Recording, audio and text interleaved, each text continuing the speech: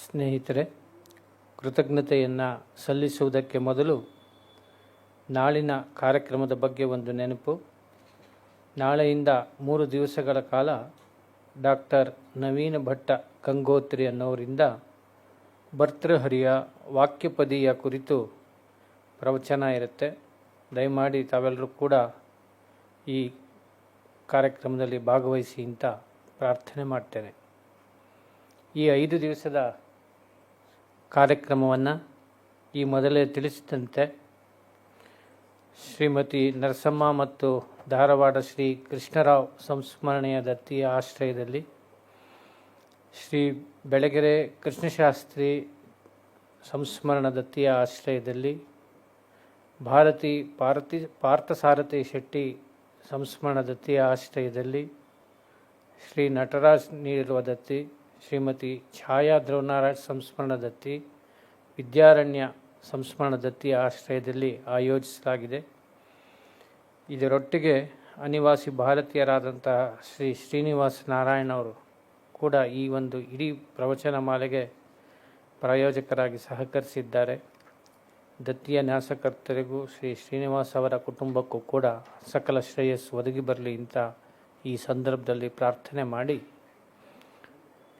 ದುರ್ಗಾ ಸಪ್ತಶತಿಯ ಕಡೆಯ ಭಾಗಕ್ಕೆ ನಾವು ಬಂದಿದ್ದೇವೆ.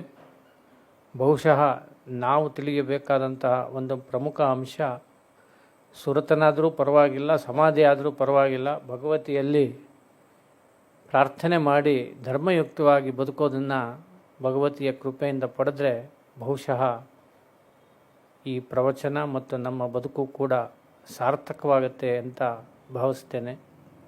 ವಿದ್ವಾನ್ ಗಣೇಶ್ ಭಟ್ ಹೋಬಳಿಯವರಿಗೆ ತಮ್ಮೆಲ್ಲರ ಪರವಾಗಿ, ಸಂಸ್ಥೆಯ ಪರವಾಗಿ ಮತ್ತು ಈ ಕಾರ್ಯಕ್ರಮದಲ್ಲಿ ಭಾಗಿಯಾಗುತ್ತಿರುವ ಎಲ್ಲರಿಗೂ ಕೂಡ, ಎಲ್ಲರ ಪರವಾಗಿಯೂ ಕೂಡ ಭಕ್ತಿಪೂರ್ವಕ ಕೃತಜ್ಞತೆಗಳನ್ನು ಸಲ್ಲಿಸ್ತಾ ಇದ್ದೇನೆ. ದಯಮಾಡಿ ಸಂಸ್ಥೆಯ ಒಂದು ಕಿರು ಗೌರವವನ್ನು ಸ್ವೀಕರಿಸಬೇಕು ಅಂತ ಪ್ರಾರ್ಥನೆ ಮಾಡ್ತೇನೆ.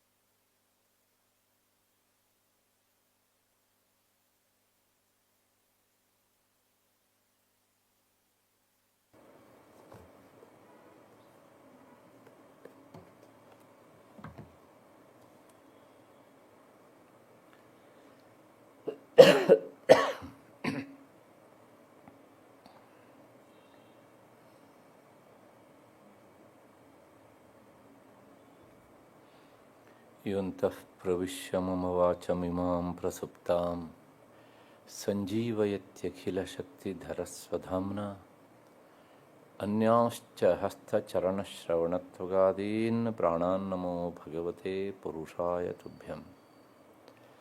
ಯಾ ವರ್ಣಪದವಾಕ್ಯಾರ್ಥಗದ್ಯಪದ್ಯಸ್ವರೂಪಿಣಿ ವಾಚಿ ನರ್ತಯತ ಕ್ಷಿಪ್ರಂ ಮೇಧಾನ್ ದೇವಿ ಸರಸ್ವತಿ. ಶ್ರುತಿಸ್ಮೃತಿಪುರಾಣಾನಾಂ ಆಲಯಂ ಕರುಣಾಲಯಂ ನಮಾಮಿ ಭಗವತ್ಪಾದಂ ಶಂಕರಂ ಲೋಕಶಂಕರಂ. ಘಂಟಾಶೂಲಹಲಾನಿ ಶಂಖಮುಸಲೇ ಚಕ್ರಂ ಧನುಸ್ಸಾಯಕಂ ಹಸ್ತಾಬ್ಜೈರ್ದಧತೀಂ ಘನಾಂತವಿಲಸಚ್ಛೀತಾಂಶು ತುಲ್ಯಪ್ರಭಾಂ. ಗೌರೀದೇಹಸಮುದ್ಭವಾಂ ತ್ರಿಜಗತಾಂ ಆಧಾರಭೂತಾಂ ಮಹಾಪೂರ್ವಾಮತ್ರ ಸರಸ್ವತೀಂ ಅನುಭಜೆ ಶುಂಭಾದಿದೈತ್ಯಾರ್ದಿನೀಂ. ದೃಶಾದ್ರಾಘೀಯಸ್ಯ ದರದಲಿತ ನೀಲೋತ್ಪಲರುಚ ದವೀಯಾಂಸಂ ದೀನಂ ಸ್ನಪಯ ಕೃಪಯಾ ಮಾಮಪಿ ಶಿವೆ. ಅನೇನಾಯಂ ಧನ್ಯೋ ಭವತಿ ನಚತೆ ಹಾನಿರಿಯತಃ. ವನೇ ವಾ ಹರ್ಮೇ ವಾ ಸಮಕರ ನಿಪಾತೋ ಹಿಮಕರಃ. ವನೇ ವಾ ಹರ್ಮೇ ವಾ ಸಮಕರ ನಿಪಾತೋ ಹಿಮಕರಃ. ನನ್ನ ಎಲ್ಲ ಅಧ್ಯಾತ್ಮ ಬಂಧುಗಳೇ, ಈ ಸರಣಿಗೆ ದತ್ತಿ ನ್ಯಾಸಕರ್ತರಾಗಿ ಪ್ರಾಯೋಜಕರಾಗಿ ಸಹಕರಿಸ್ತಾರಂಥ ಎಲ್ಲ ಆ ಪರಿವಾರ ಸದಸ್ಯರೇ, ಹಿರಿಯರೇ, ನನ್ನ ಮತ್ತು ನಿಮ್ಮೆಲ್ಲರ ಹೃನ್ಮಂದಿರವನ್ನು ಬೆಳಗ್ತಾ ಇರುವಂತಹ ಚಂಡಿಕಾ ಪರಮೇಶ್ವರಿ ಎನ್ನುವ ಆ ಮಹಾಚೈತನ್ಯ ಸ್ವರೂಪಿಣಿಗೆ ಅನಂತ ಪ್ರಣಾಮಗಳನ್ನು ಸಲ್ಲಿಸಿ ಈ ಸರಣಿಯ ಈ ದಿನದ ಕೊನೆಯ ಚಿಂತನೆಗೆ ಮುಂದಾಗ್ತಾ ಇದ್ದೇನೆ. ಇಷ್ಟು ಹಿನ್ನೆಲೆಯಲ್ಲಿ ನಿನ್ನೆ ದಿವಸ ನಾನು ಮಹಾಲಕ್ಷ್ಮಿಗೆ ಇರುವ 2 ರೂಪಗಳನ್ನು ವಿಸ್ತೃತವಾಗಿ ತಿಳಿಸಿದ್ದೇನೆ. ಪ್ರಾಯಶಃ ದುರ್ಗಾ ಸಪ್ತಶತಿಯನ್ನು ಓದದೇ ಇದ್ದರೆ ನಮಗೆ ಒಂದು ಭಾವ ಮನಸ್ಸಿನಲ್ಲಿ ಗಟ್ಟಿಯಾಗಿ ಉಳಿತದೆ. ಮಹಾಲಕ್ಷ್ಮಿ ಅಂದ ತಕ್ಷಣ ಅವಳು ಕೇವಲ ವಿಷ್ಣುವಿನ ಪತ್ನಿ ಅಂತ ಇಷ್ಟೇ, ಅಂದರೆ ತ್ರಿಶಕ್ತಿಗಳಲ್ಲಿ ಅವಳು ಒಬ್ಬಳು ಅಂತ. ಆದರೆ ಅವಳನ್ನು ಬ್ರಹ್ಮಸ್ವರೂಪಿಣಿ ಅಂತ ಕರೆದಿದ್ದಾರೆ. ಆಕೆಗೆ ಒಂದು ನಿರ್ಗುಣವಾದ ರೂಪ ಉಂಟು. ಆ ನಿರ್ಗುಣವಾದ ರೂಪವನ್ನೇ ಇಲ್ಲಿ ಮೂಲ ಪ್ರಕೃತಿ ಅಂತ ಕರೆಯಲಾಗಿದೆ. ಅಂದರೆ ಅವಳು ಬೇರೆ ಅಲ್ಲ, ಪರಬ್ರಹ್ಮ ವಸ್ತುವಿನ ಶಕ್ತಿ ಬೇರೆ ಅಲ್ಲ. ಆ ಶಕ್ತಿಗೆ ಪರಬ್ರಹ್ಮಸ್ವರೂಪಿಣಿ ಅಂತ ಹೆಸರು. ಅದು ಅವಳ ನಿಜವಾದಂತಹ ನೆಲೆ. ಅವಳು ನಿರ್ಗುಣ ರೂಪಳು ಮೂಲತಃ. ಆದ್ದರಿಂದಲೇ ಅವಳು ಸಗುಣ ಸಾಕಾರ ರೂಪವನ್ನು ಸಹ ಅವಳು ತಾಳಬಲ್ಲಳು. ಅಷ್ಟು ಹಿನ್ನೆಲೆಯಲ್ಲಿ ಅವಳೇ ಸೃಷ್ಟಿಯನ್ನು ಮಾಡ್ತಾಳೆ, ಎಲ್ಲವನ್ನೂ ಸಹ ಅವಳೇ ಮಾಡುವಳು. ಅಂದರೆ ಪರಬ್ರಹ್ಮ ಶಕ್ತಿಯೇ ಎಲ್ಲವನ್ನೂ ಮಾಡ್ತದೆ. ಹಾಗಾಗಿ ಈ ಮಹಾಲಕ್ಷ್ಮಿ ಎಲ್ಲವನ್ನೂ ಮಾಡ್ತಾಳೆ ಅಂತ ಆದ ಮೇಲೆ ಆ ಸೃಷ್ಟಿ ಕ್ರಿಯೆಗೆ ಬೇಕಾದಂತಹ ಪ್ರಕ್ರಿಯೆಯನ್ನು ಅವಳು ತನ್ನ ಸಗುಣ ರೂಪವಾದ ಲಕ್ಷ್ಯ ರೂಪವಾದ ಮಹಾಲಕ್ಷ್ಮಿಯಿಂದ ಆರಂಭ ಮಾಡಿದ್ದಾಳೆ.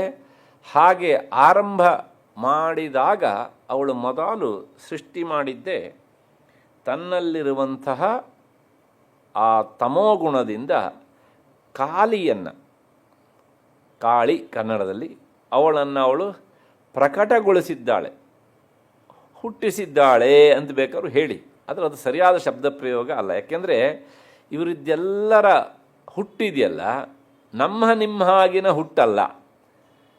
ನಾವು ಕಾಲಕ್ಕೆ ಅಧೀನರಾಗಿ ಹುಟ್ಟುತ್ತೇವೆ, ಕಾಲಕ್ಕೆ ಅಧೀನರಾಗಿ ಅನುಭವಿಸ್ತೇವೆ, ಕಾಲಕ್ಕೆ ಅಧೀನರಾಗಿ ಒಂದು ದಿವಸ ಹೋಗ್ತೇವೆ. ಆದರೆ ಇವರು ಯಾರೂ ಸಹ ಕಾಲಕ್ಕೆ ಅಧೀನರಲ್ಲ. ಹಾಗಾಗಿ ಯಾರು ಕಾಲಕ್ಕೆ ಅಧೀನರಲ್ಲವೋ ಅವರು ನಮ್ಮ ಹಾಗೆ ಹುಟ್ಟಿದರು ಅಂತ ಹೇಳೋದು ಉಚಿತವಲ್ಲ. ಹಾಗೆ ಏನು ಹೇಳಬೇಕು? ಅವರು ಪ್ರಕಟರಾದರು. ಆ ಶಕ್ತಿಯನ್ನು ಮಹಾಲಕ್ಷ್ಮಿ ಪ್ರಕಟಗೊಳಿಸಿದಳು ಅಂತ ಹಿಂದೆ ನಾನು ಹೇಳಿದ್ದೇನೆ.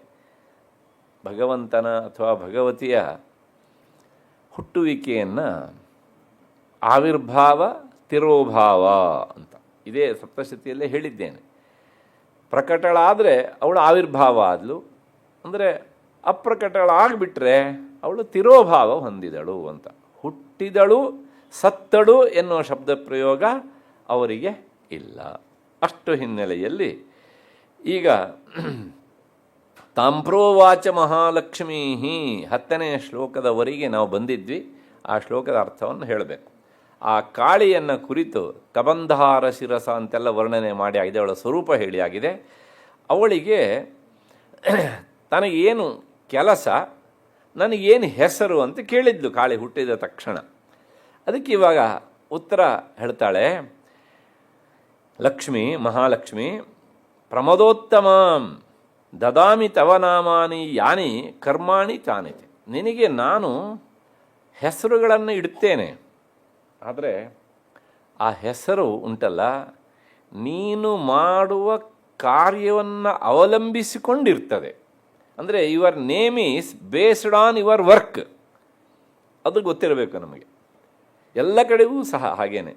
ನಿನಗೆ ಯಾಕೆ ಈ ಹೆಸರು ಕೇಳಿದರೆ ನೀನಿಂಥ ಕೆಲಸ ಮಾಡ್ತೀಯ, ಅದಕ್ಕೋಸ್ಕರ ಈ ಹೆಸರು ಅಂತ. ನಮ್ಮಲ್ಲಿ ಹಾಗಲ್ಲ. ಇವತ್ತು ನಾವು ನಾಮಕರಣ ಮಾಡಬೇಕಿದ್ರೆ ಇದು ಯಾವುದನ್ನು ವಿಚಾರ ಮಾಡೋದಿಲ್ಲ. ವಿಚಾರ ಮಾಡಿದರೆ ಅಂತಹ ಹೆಸರನ್ನು ಇಡೋದಕ್ಕೆ ಆಗತ್ತೆ. ಆದರೆ ಹಾಗಲ್ಲ. ಅವರು ಮಾಡುವ ಕೆಲಸದ ಹಿನ್ನೆಲೆಯಲ್ಲಿ ಅವರ ದೇಹದ ಲಕ್ಷಣವನ್ನು ನೋಡಿ ಹಿಂದೆ ನಮ್ಮ ಹಿರಿಯರು ಆ ರೀತಿಯಾಗಿ ನಾಮಕರಣ ಮಾಡ್ತಿದ್ರು. ಉಪನಿಷತ್ತಿನೆಲ್ಲ ಇಂಥದ್ದು ಬೇಕಷ್ಟು ಬರ್ತದೆ, ರಾಮಾಯಣದಲ್ಲೂ ಬರ್ತದೆ ಹೀಗೆ ಅಂತ. ಉದಾಹರಣೆಗೆ ಕಠೋಪನಿಷತ್ತಿನಲ್ಲಿ 1 ನಿಮಿಷ ವಿಷಯದಿಂದ ಆಚೆ ಹೋಗ್ತೀನಿ ನಾನು. ನಚಿಕೇತ ಅಂತ ಒಬ್ಬ ಬಾಲಕ ಬರ್ತಾನೆ. ಅವನಿಗೆ ಯಾಕೆ ನಚಿಕೇತ ಅಂತ ಹೆಸರಿಟ್ಟರು ಅಂತಂದರೆ, ಅವನ ತಂದೆ ಉದ್ದಾಲಕ ಒಂದು ಯಾಗ ಮಾಡಲಿಕ್ಕೆ ಮುಂದಾಗ್ತಾನೆ. ಆ ಯಾಗದಲ್ಲಿ ಅವನು ಏನು ಮಾಡ್ತಾನೆ ಅಂದರೆ, ದಾನ ಮಾಡೋದಕ್ಕೆ ಅಂತ ಒಂದಿಷ್ಟು ಹಸುಗಳನ್ನು ತರ್ತಾನೆ. ಆ ಹಸುಗಳು ಹೇಗಿದ್ದು ಅಂದರೆ, ಒಂದು ಹಸುವಿಗೂ ಸಹ ಬಾಯಲ್ಲಿ ಹಲ್ಲಿಲ್ಲ, ಅಂದರೆ ಅಷ್ಟು ವಯಸ್ಸಾಗಿದೆ. ಒಂದು ಹಸುವು ಸಹ ನೀವು ನೀರು ಕೊಟ್ಟರೆ ನೀರು ಕುಡಿಯೋಲ್ಲ, ನೀರು ಕುಡಿದ್ರೂ ಸಹ ಅದಕ್ಕೆ ಜೀರ್ಣಿಸಿಕೊಳ್ಳೋದು ಕಷ್ಟ. ಇನ್ನು ಹಲ್ಲು ಇಲ್ಲದೆ ಇದ್ದರೆ ಒಂದು ಹಸುವು ಸಹ ಹುಲ್ಲನ್ನೇ ತಿನ್ನೋಲ್ಲ. ಪೀತೋದಕ ಜಗ್ಧ ತೃಣ ದುಗ್ಧದೋಹ ನಿರಿಂದ್ರಿಯಾ. ಒಂದು ಹಸುವು ಹಾಲು ಕೊಡೋಲ್ಲ, ಯಾಕೆಂದರೆ ಎಷ್ಟು ಕೊಡಬೇಕು ಅಷ್ಟು ಕೊಟ್ಟ ಆಗಿಬಿಟ್ಟಿವೆ ಮಕ್ಕಳಿಗೆ. ಮತ್ತು ನಿರಿಂದ್ರಿಯ, ಒಂದು ಹಸುವಿಗೆ ಕಣ್ಣು ಕಾಣೋಲ್ಲ, ಇನ್ನೊಂದಕ್ಕೆ ಕಿವಿಯೇ ಕೇಳಿಸಲ್ಲ, ಇನ್ನೊಂದಕ್ಕೆ ಬಾಲ್ವೇ ಇಲ್ಲ. ದುಗ್ಧದೋಹ ನಿರಿಂದ್ರಿಯ. ಇಂಥ ಹಸುಗಳನ್ನು ತಂದಿದ್ದಾನೆ. ಯಾತಕ್ಕೋಸ್ಕರ? ದಾನ ಮಾಡೋದಕ್ಕೋಸ್ಕರ. ಆ ಕಾಲದಲ್ಲಿ ಹೀಗಿತ್ತು.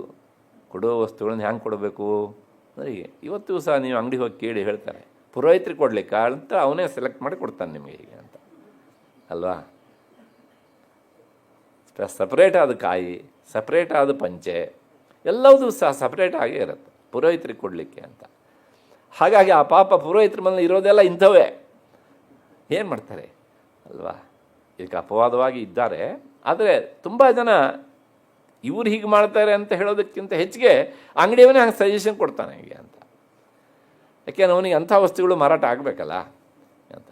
ಅಷ್ಟು ಹಿನ್ನೆಲೆಯಲ್ಲಿ ಇಂಥ ಹಸುಗಳನ್ನು ದಾನ ಮಾಡಲಿಕ್ಕೆ ಮುಂದಾದಾಗ ಇವನ ಮಗ, ಉದ್ದಾಲಕನ ಮಗ ನಚಿಕೇತ ಹೇಳ್ತಾನೆ, ಇಂಥ ಹಸುಗಳನ್ನೆಲ್ಲ ನೀನು ಯಾಕೆ ಕೊಡ್ತೀಯ? ಇದನ್ನು ಕೊಟ್ಟಿದ್ದರಿಂದ ಏನು ಪ್ರಯೋಜನ? ನಾವು ಯಾವುದೇ ವಸ್ತುವನ್ನು ಒಬ್ಬರಿಗೆ ಕೊಟ್ಟರೆ ಅದರಿಂದ ಅವರಿಗೆ ಪ್ರಯೋಜನ ಆಗಬೇಕು. ನೀನು ಕೊಡ್ತಾ ಇರೋ ಹಸುವನ್ನು ಇವರು ಹೊಡ್ಕೊಂಡು ಹೋಗ್ತಾ ಇರೋ ದಾರಿಯೆಲ್ಲ ಸತ್ತು ಹೋಗ್ತವೆ, ಮನೆಯೂ ತಲುಪಲ್ಲ ಇವು. ಹಾಗಿವಿ ಅಪ್ಪ ಕೊಡಬೇಡ ಹೀಗೆ ಅಂತ. ಹಾಗಾಗಿ ಅಪ್ಪ ಇಂತಹ ಹಸುಗಳನ್ನು ಕೊಡಬೇಕು ಅಂತ ತೀರ್ಮಾನಿಸಿದ್ದನ್ನು, ನಿಶ್ಚಯಿಸಿದ್ದನ್ನು ಅವನ ಮಗ, ಆ ಬಾಲಕ ನಚಿಕೇತ ಇಷ್ಟವಾನ್, ತಂದೆಯ ಸಂಕಲ್ಪವನ್ನು, ಈ ರೀತಿಯಾದ ಯೋಚನೆಯನ್ನು ಅವನು ಸಮ್ಮತಿಸಲಿಲ್ಲ. ಇವನು ಸಮ್ಮತಿಸದೇ ಇರುವ ಹುಡುಗನಾಗ್ತಾನೆ ಮುಂದೆ. ಆದ್ದರಿಂದ ಅವನ ಹೆಸರು ನಚಿಕೇತ. ಚಿಕೇತ ಅಂದರೆ ಒಪ್ಪುವುದು ಅಂತ ಅರ್ಥ. ನಚಿಕೇತ ಒಪ್ಪದೇ ಇರುವುದು ಅಂತ ಅರ್ಥ. ಇದು ಒಂದಲ್ಲ, ಬೇಕಷ್ಟು. ಧ್ರುವ ಅಂತ ಯಾಕೆ ಹೆಸರಿಟ್ಟರು ಅಂದರೆ, ಭಗವತ್ ಸಾಕ್ಷಾತ್ಕಾರ ಮಾಡಿಕೊಳ್ಳಬೇಕು ಅನ್ನುವ ವಿಷಯದಲ್ಲಿ ಅವನ ಮನಸ್ಸು ಅತ್ಯಂತ ನಿಶ್ಚಿತವಾಗಿತ್ತು. ಧ್ರುವಂ ಧ್ರುವ, ಕರಾರುವಾಕ್ಕಾಗಿದ್ದವನು, ಏನು ಸಂಶಯನೇ ಇರಲಿಲ್ಲ, ನಾ ಕಂಡೇ ಹೋಗೋದು ಊರಿಗೆ ಅಂತ. ಹಾಗಾಗಿ ಅವನ ಹೆಸರೇ ಧ್ರುವ ಅಂತ ಆಯ್ತು ಹೀಗೆ ಅಂತ. ಹಾಗೆ ಪ್ರಹ್ಲಾದ, ಎಲ್ಲರ ಹೆಸರಿಂದೂ ಸಹ ಹಿಂದೆ ಅವರ ಬದುಕಿನ ಒಂದು ಮಹತ್ತರವಾದ ಘಟನೆ ಅಲ್ಲಿ ಸೇರಿಕೊಂಡಿರುತ್ತದೆ. ಇವತ್ತು ನಾವು ದಂಡಕಾರಣ್ಯ ಅಂತ ಕರಿತೇವೆ. ಇಡೀ ದಕ್ಷಿಣ ಭಾರತವೇ ದಂಡಕಾರಣ್ಯ ಆ ಕಾಲದೊಳಗೆ. ರಾಮಾಯಣದಲ್ಲಿ ಒಬ್ಬ ಇದ್ದ, ಅವನ ಹೆಸರೇ ದಂಡ ಅಂತ, ರಾಜನ ಹೆಸರು. ದಂಡ ಅಂದರೆ ಒಂದೇ, ದಂಡಕ ಅಂದ್ರೆ ಒಂದೇ. ಅವನು ಹುಟ್ಟಿದಾಗ ಅಪ್ಪ ಕೇಳ್ತಾನೆ ಇಕ್ಷ್ವಾಕು ವಸಿಷ್ಠ ಹತ್ರ, ಇವನಿಗೇನು ಹೆಸರು ಇಡಬೇಕು ಅಂತ. ವಸಿಷ್ಠ ಒಂದು ಸಲ ಎಲ್ಲ ಅವನ ಹಣೆ ಬರ ಪರೀಕ್ಷೆ ಮಾಡಿ, ಇವನಿಗೆ ದಂಡ ಅಂತ ಹೆಸರಿಟ್ಬಿಡು ಅಂತಂದರು. ಅಷ್ಟೇ. ಯಾಕೆ ಅಂದರೆ ಇವನು ದಂಡನೆಗೆ ಒಳಗಾಗ್ತಾನೆ ಅಂತ. ಹಾಗಾಗಿ ದಂಡಕ, ಅದೇ ಮುಂದೆ ದಂಡಕಾರಣ್ಯ ಅಂತ ಆಯಿತು. ರಾಮಾಯಣ ಕಾಲದಲ್ಲಿ ಇಡೀ ದಕ್ಷಿಣ ಭಾರತವೇ ದಂಡಕಾರಣ್ಯ. ಇವತ್ತು ಹುಡುಕ್ಬೇಕು ನಾವು ದುರ್ಬಿಣ್ಣು ಹಾಕ್ಕೊಂಡು ಎಲ್ಲಿದೆ ಅಂತ ಅರಣ್ಯ. ಆದರೂ ನಾವು ಇವತ್ತು ಹಾಗೆ ಹೇಳ್ತೇನೆ, ದಂಡಕಾರಣ್ಯ ಅಂತಲೇ ಪೂಜೆ ಮಾಡಬೇಕಿದ್ರೆ ಸಂಕಲ್ಪ ಮಾಡೋದು ಹಾಗೆ, ಎಲ್ಲಿದೆ ದಂಡಕಾರಣ್ಯ ಅಲ್ವಾ ಹೀಗಂತ. ಹೀಗೆ ಅಷ್ಟು ಹಿನ್ನೆಲೆಯಲ್ಲಿ ಪ್ರತಿಯೊಂದು ಹೆಸರಿನ ಹಿಂದೂ ಸಹ ಒಂದು ಘಟನೆ ಸೇರಿಕೊಂಡಿರ್ತಿತ್ತು. ಇವತ್ತು ಹಾಗಲ್ಲ. ನಾವು ಇಡುವ ಹೆಸರಿಗೂ ಅವರು ಮಾಡುವ ಕ್ರಿಯೆಗೂ ಸಂಬಂಧವೇ ಇಲ್ಲ. ಅಷ್ಟು ಹಿನ್ನೆಲೆಯಲ್ಲಿ ಮಹಾಲಕ್ಷ್ಮಿ ಹೇಳ್ತಾಳೆ ಕಾಳಿಗೆ, ನಿನಗೆ ನಾನು ಹೆಸರನ್ನಿಡ್ತೇನೆ, ಆ ಹೆಸರುಗಳು ನೀನು ಮಾಡುವ ಕೆಲಸಕ್ಕೆ ಸಂಬಂಧಪಟ್ಟು ಇರ್ತವೆ. ಅಂದರೆ ಕೆಲಸ ಹೆಸರು, ಹೆಸರು ಕೆಲಸ, ಹೀಗೆ ಅಂತ. ಆ ಹೆಸರನ್ನು ನೋಡಿದ್ರೆ ಗೊತ್ತಾಗಬೇಕು ಇಂಥ ಕೆಲಸ ಮಾಡುವವಳು ಇವಳು ಅಂಥೇಳಿ. ಸಪ್ರೇಟ್, ಮತ್ತು ಅದಕ್ಕೇನು ಐ ಡಿ ಕಾರ್ಡ್ ಏನೂ ಬೇಕಾಗಿಲ್ಲ ಹೀಗೆ ಅಂತ. ಹಾಗಿದ್ರೆ ಏನು ನಿನ್ನ ಹೆಸರು ಅಂತಂದರೆ, ನಿನಗೆ 10 ಹೆಸರು ಇಡ್ತೇನೆ.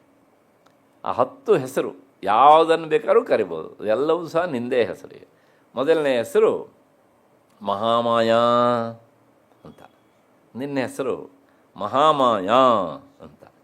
ಯಾಕೆ ಆ ಕಾಳಿಗೆ ಮಹಾಮಾಯಾ ಅಂತ ಹೆಸರಿಟ್ಟರು ಕೇಳಿದರೆ, ಅದಕ್ಕೆ ಹೇಳ್ತಾರೆ, ಬರೇ ಮಾಯೆ ಅಲ್ಲ ಅವಳು, ಜಗನ್ಮೋಹಕರೀ ಶಕ್ತಿ, ಇಡೀ ಜಗತ್ತನ್ನೇ ಮೋಹಗೊಳಿಸುವವಳು. ಒಬ್ಬ ಇಬ್ಬ ವ್ಯಕ್ತಿಯನ್ನಲ್ರಿ, ಎಲ್ಲರನ್ನೂ ಸಹ ಮೋಹದ ಕೂಪಕ್ಕೆ ತಳ್ಳುತ್ತಾಳೆ ಅವಳು. ಒಂದು 2-3 ಉದಾಹರಣೆ ಹೇಳಿಬಿಡ್ತೇನೆ.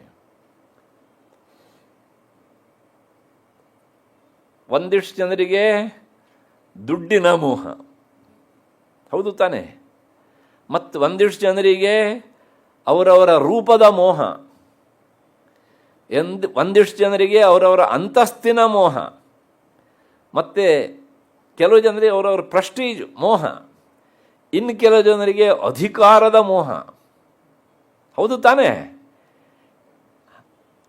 ನಿಜವಾಗಿಯೂ ಸಹ ಇದು ಅವಶ್ಯಕತೆ ಇದೆಯಾ ಅಂತ ಅನಿಸುತ್ತೆ.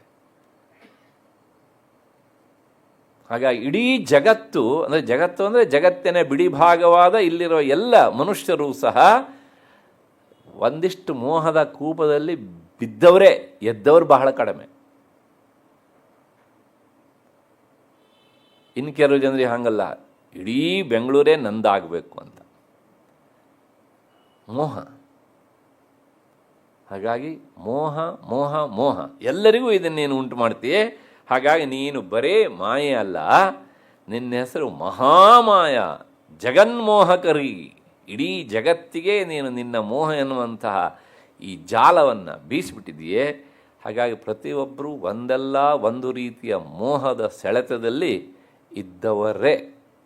ಮತ್ತು ಈ ಮೋಹ ಆವಾಗ ಬದಲಾವಣೆ ಆಗ್ತಾ ಇರುತ್ತೆ ಹೀಗೆ ಅಂತ. ಇಷ್ಟು ಸಾಕು ಅದರ ಬಗ್ಗೆ. ಅದಾದಮೇಲೆ ನಿನ್ನ 2ನೇ ಹೆಸರು ಮಹಾಕಾಳಿ ಅಂತ. ಸಂಸ್ಕೃತದಲ್ಲಿರುವ ಲಕಾರ ಕನ್ನಡಕ್ಕೆ ಬಂದಾಗ ಲಕಾರ ಆಗತ್ತೆ, ಮಹಾಕಾಳಿ ಅಂತ ಹೇಳ್ಬೋದು. ಹಾಗಿದ್ರೆ ಯಾಕೆ ಇವಳಿಗೆ ಮಹಾಕಾಳಿ ಅಂತ ಆ ಮಹಾಲಕ್ಷ್ಮಿ ಹೆಸರನ್ನಿಟ್ಟಳು ಅಂದರೆ, ಕಾಳಿ ಅನ್ನೋದಕ್ಕೆ ಅರ್ಥ ಕಾಲಯತಿ, ಎತ್ತು ಬಿಸಾಡ್ತಾಳೆ ಅಂತ. ಕಾಲಯತಿ ಅಂದರೆ ಕಾಲಕ್ಕೆ ಆಹಾರವನ್ನಾಗಿ ಕೊಡುವವಳು, ಬಿಸಾಡೋದು, ಸಾಯಿಸೋದು ಅಂತ ಅರ್ಥ. ಕ್ಷಿಪತಿ, ಸಂಹರತಿ, ಸಂಹಾರ ಮಾಡ್ತಾಳೆ. ಯಾವುದನ್ನು ಕೇಳಿದರೆ ಚರಾಚರ ಮಿತಿ ಅಂತ. ಅವಳು ಸಂಹಾರ ಮಾಡಬೇಕಿದ್ರೆ ಇದು ಚೇತನ ಅಂದರೆ ಚೇತನದಿಂದ ಕೂಡಿದೆ, ಇದು ಚೇತನ ರಹಿತವಾಗಿದೆ ಅನ್ನೋ ಭೇದ ಇಲ್ಲ ಅವಳಿಗೆ. ಅವಳು ಸಮಯ ಬಂದಾಗ ಜಡ ಚೇತನ ಎಲ್ಲವನ್ನೂ ಸಹ ಅವಳು ಏನು ಮಾಡ್ತಾಳೆ, ಮುಗಿಸಿ ಬಿಡ್ತಾಳೆ. ಒಂದನ್ನು ಮುಗಿಸಿದರೆ ಖಾಲಿ ಅಂತ ಹೇಳ್ಬೋದಿತ್ತು. ಜಡಚೇತನಾತ್ಮಕ ಅಂತ ಎಲ್ಲವನ್ನೂ ಮುಗಿಸುವವಳಾದ್ದರಿಂದ ನಿನಗೆ ಮಹಾಕಾಳಿ ಅಂತ ಹೆಸರು. ಹಾಗಾಗಿ ದುರ್ಗಾ ಸಪ್ತಶತಿಯಲ್ಲಿ ಬರುವಂಥ ಕಾಳಿಗೆ ಮಹಾಕಾಳಿ ಅಂತಲೇ ಹೆಸರು ಹೀಗೆ ಅಂತ. ಮುಂದೆ ಇನ್ನೂ ಒಂದು ಅರ್ಥ ಉಂಟು ಇದಕ್ಕೆ. ಏನು ಅಂದರೆ, ಮಹಾನ್ ಅಪರಿಚ್ಛಿನ್ನ ಶಕ್ತಿಶ್ಚ. ನಿನ್ನ ಕೈ ಹಿಡಿಯುವವನು ಹೇಗಿರ್ತಾನೆ ಕೇಳಿದರೆ, ಅವನ ಶಕ್ತಿ ಇಷ್ಟೇ ಅಂತ ಅಳೆಯೋದಕ್ಕೆ ಸಾಧ್ಯ ಇಲ್ಲ, ಅಂಥವನು ನಿನ್ನ ಕೈ ಹಿಡಿಯುವವನು. ಹಾಗಾಗಿ ಅವನ ಹೆಸರು ಮಹಾಕಾಲ ಅಂತ, ಉಜ್ಜಯಿನಿಯಲ್ಲಿರುವವನು ಹೇಳ್ತಾನೆ. ಆ ಮಹಾಕಾಲನೇ ನಿನಗೆ ಗಂಡನಾಗಿ ಪತಿಯಾಗಿ ಸಿಗ್ತಾನೆ. ಅವನು ಎಂಥವನು ಅಂದರೆ ಜಗತ್ ಸಂಹಾರಕ. ಸ್ವಚ್ಛ ಭಾರತಕ್ಕೆ ಅವನೇ ಬೀಜಾವಾಪ ಮಾಡಿದವನು. ವೇಸ್ಟ್ಗಳೆಲ್ಲ ಹೋಗ್ತಾ ಇರಬೇಕು ಅಂತ ಅಲ್ವಾ. ಈ ಸಂದರ್ಭದಲ್ಲಿ ಪ್ರಾಯಶಃ ನಾವು ಮತ್ತೆ ಮತ್ತೆ ಅವನನ್ನು ಸ್ಮರಣೆ ಮಾಡಬೇಕು ಅಂತ ಕಾಣುತ್ತೆ. ಜಗತ್ತಿನಲ್ಲಿ ಎಲ್ಲರೂ ಬಂದು ಸೇರ್ಕೊಳ್ತಾನೆ ಇದ್ದರೆ ಸ್ವಚ್ಛ ಮಾಡೋರು ಯಾರ್ರೀ ಅಲ್ವಾ. ಆ ಸ್ವಚ್ಛ ಮಾಡುವ ಕ್ರಿಯೆ ಇಲ್ಲ ಅಂತ ಆದರೆ ಮತ್ತೆ ಜನನ ಕ್ರಿಯೆಯೂ ಇಲ್ಲ, ಪಾಲನ ಕ್ರಿಯೆಯೂ ಇಲ್ಲ ಅಲ್ವಾ. ನೀವು ಎಲ್ಲ ಕಡೆಗೂ ನೋಡಿ, ಮದುವೆ ಮಾಡಿದ್ರಿ, ಮನೆ ತುಂಬ ಸಾಮಾನುಗಳು ಎರ್ರ ಬಿರ್ರ ಸೇರಿಕೊಂಡಿದ್ವು. ಮುಗೀತು ಪ್ರೋಗ್ರಾಮು. ಆಮೇಲೆ ಏನು ಮಾಡ್ತಾ ಇದ್ದೀರಿ ಅಂತ ಕೇಳಿದರೆ, ಮನೆಯೆಲ್ಲ ಕ್ಲೀನ್ ಮಾಡ್ತಾ ಇದ್ದೇನೆ ರೀ ಅಲ್ವಾ, ಬೇಕಾದ್ದು ಯಾವುದು ಬೇಡದಿದ್ದು ಯಾವುದು ಅಂತ ತೀರ್ಮಾನ ಮಾಡಿ ಮಾರನೇ ದಿವಸ ಕಸದ ಗಾಡಿಯವನಿಗೆ ಕೊಡೋದು ಬೇಡದಿದ್ದನ್ನು. ಈ ಸ್ವಚ್ಛತೆ ಕೆಲಸ ನಮ್ಮ ಬದುಕಿನಲ್ಲಿ ನಮಗೆ ಬೇಕು. ಆದರೆ ಇಡೀ ಜಗತ್ತನ್ನೇ ಸ್ವಚ್ಛ ಮಾಡುವ ಅವನು ಕಂಡ್ರೆ ನಮಗೆ ಒಂಥರ ಅವಹೇಳನಕರವಾದ ಬುದ್ಧಿ. ವಿಚಾರ ಮಾಡಿ ನೋಡೋಣ, ಸರಿಯಾ ಇದು? ಅವನು ಇಲ್ಲ ಅಂತಾದರೆ ಬ್ರಹ್ಮನಿಗೆ ಕೆಲಸವೇ ಇಲ್ಲ. ಸೃಷ್ಟಿ ಮಾಡೋರು ಯಾರು? ಮತ್ತೆ ಇವನು ಸ್ವಚ್ಛ ಮಾಡಿದರೆ ಅವನು ಸೃಷ್ಟಿ ಮಾಡೋದು. ಅವನು ಸೃಷ್ಟಿ ಮಾಡಿದರೆ ವಿಷ್ಣುವಿನಿಗೆ ಪಾಲನೆ ಕೆಲಸ ಉಂಟು.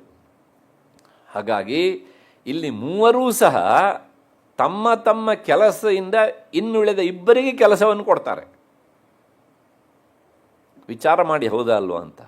ಆದ್ದರಿಂದ ಯಾರು ಹೆಚ್ಚು ಯಾರು ಕಡಿಮೆ ಅಂದರೆ ಯಾರೂ ಹೆಚ್ಚಲ್ಲ, ಯಾರೂ ಕಡಿಮೆ ಅಲ್ಲ, ಮೂವರು ಈಕ್ವಲಿ ಸಮಾನರು ಅಂತ. ಅಷ್ಟು ಹಿನ್ನೆಲೆಯಲ್ಲಿ ಮಹಾಕಾಲ ಎಲ್ಲರನ್ನೂ ಸಹ ಮುಗಿಸಾಕ್ತಾನೆ, ಜಗತ್ ಸಂಹಾರಕ. ಅವನ ಹೆಸರೇ ರುದ್ರ ಅಂತ ಇನ್ನೊಂದು ಹೆಸರು ಅವನಿಗೆ ಮುಂದೆ ಬರ್ತದೆ. ಮತ್ತು ಅದಕ್ಕೆ ವಿವರಣೆ, ಅಂಥವನ ಪತ್ನಿ ಆಗ್ತೀಯ ನೀನು. ನಿಮ್ಮಿಬ್ಬರು ಜೋಡಿ ಅಂದರೆ ಅದ್ಭುತ. ಗಂಡನಿಗಿಂತ ಹೆಂಡತಿ ಸ್ವಚ್ಛ ಮಾಡ್ತಾಳೆ, ಹೆಂಡತಿಗಿಂತ ಗಂಡ ಹೆಚ್ಚು ಸ್ವಚ್ಛ ಮಾಡ್ತಾನೆ. ಅಂತಹ ಕೆಲಸ ನಿಮ್ಮದು. ಅಂದರೆ ಯಾವ್ಯಾವ್ದು ಹಳೆತಾಯ್ತೋ ಮತ್ತು ಯಾರ್ಯಾರು ಬ್ಯಾಡ್ದಿದ್ದವರು ಬಂದು ಸೇರ್ಕೊಂಡಿದ್ದಾರೆ ಅವ್ರನ್ನೆಲ್ಲ ಮುಗಿಸೋದು ಹೀಗೆ ಅಂತ. ಹಾಗಾಗಿ ಈ ಸ್ವಚ್ಛ ಮಾಡುವ ಕೆಲಸ ಆದಷ್ಟು ಬೇಗ ಶುರುವಾಗಲಿ ಅಂತ ನಾವು ಆಕೆಯನ್ನೇ ಪ್ರಾರ್ಥಿಸಿ ಬಿಡೋಣ ಅಂತ. ಮುಂದೆ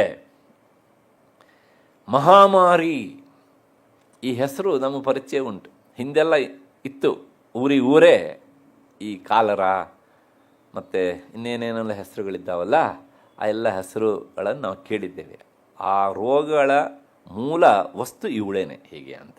ಮಹಾಮಾರಿ ಮತ್ತೇನು ಮಾಡ್ತಾಳೆ ಅಂದರೆ ಸರ್ವ ಜಗತ್ ಸಂಹಾರಕಾರಿಣೀ ದೇವತಾ. ಆ ಮಾರಿ ಬೇನೆ ಅಂತೆಲ್ಲ, ಬೇನೆ ಅಂದರೆ ಸಂಕಟ ಅಂತ ಅರ್ಥ. ಊರಿಗೂರೇ ಸತ್ತು ಹೋಗ್ತಿತ್ತು. ಕೆಲವು ಕಡೆ ಪಟ್ಟಣಗಳೇ ನಿರ್ನಾಮವಾದದ್ದು ಉಂಟು ಹೀಗೆ ಅಂತ.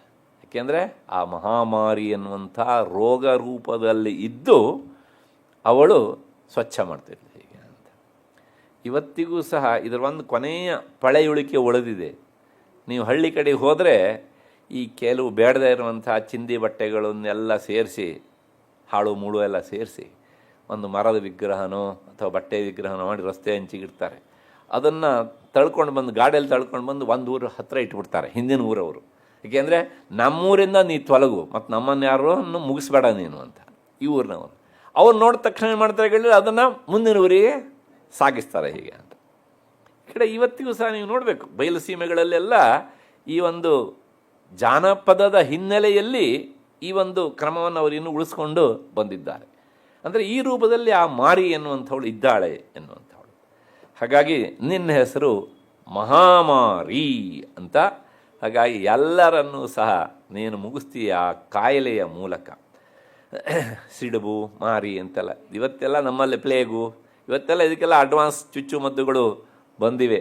ಎಷ್ಟು ಕೆಲಸ ಮಾಡುತ್ತೋ ಬಿಡುತ್ತೋ, ಆದರೂ ಸಹ ನಾವಂತೂ ಅದರ ಬಗ್ಗೆ ತುಂಬ ಎಚ್ಚರಿಕೆಯನ್ನು ವಹಿಸ್ತೇವೆ. ಅಷ್ಟು ಹಿನ್ನೆಲೆಯಲ್ಲಿ ಮತ್ತೆ ನಿನ್ನ ಮುಂದಿನ ಹೆಸರು, 4ನೇ ಹೆಸರು ಕ್ಷುಧಾ ಅಂತ. ಕ್ಷುತ್ ಅಂದರೆ ಹಸಿವು. ನೀನು ಹೇಗಿದ್ದೀಯ ಅಂದರೆ ಎಲ್ಲರಿಗೂ ಸಹ ಕ್ಷುಧಾ ಹಸಿವನ್ನು ಉಂಟು ಮಾಡುವವಳು.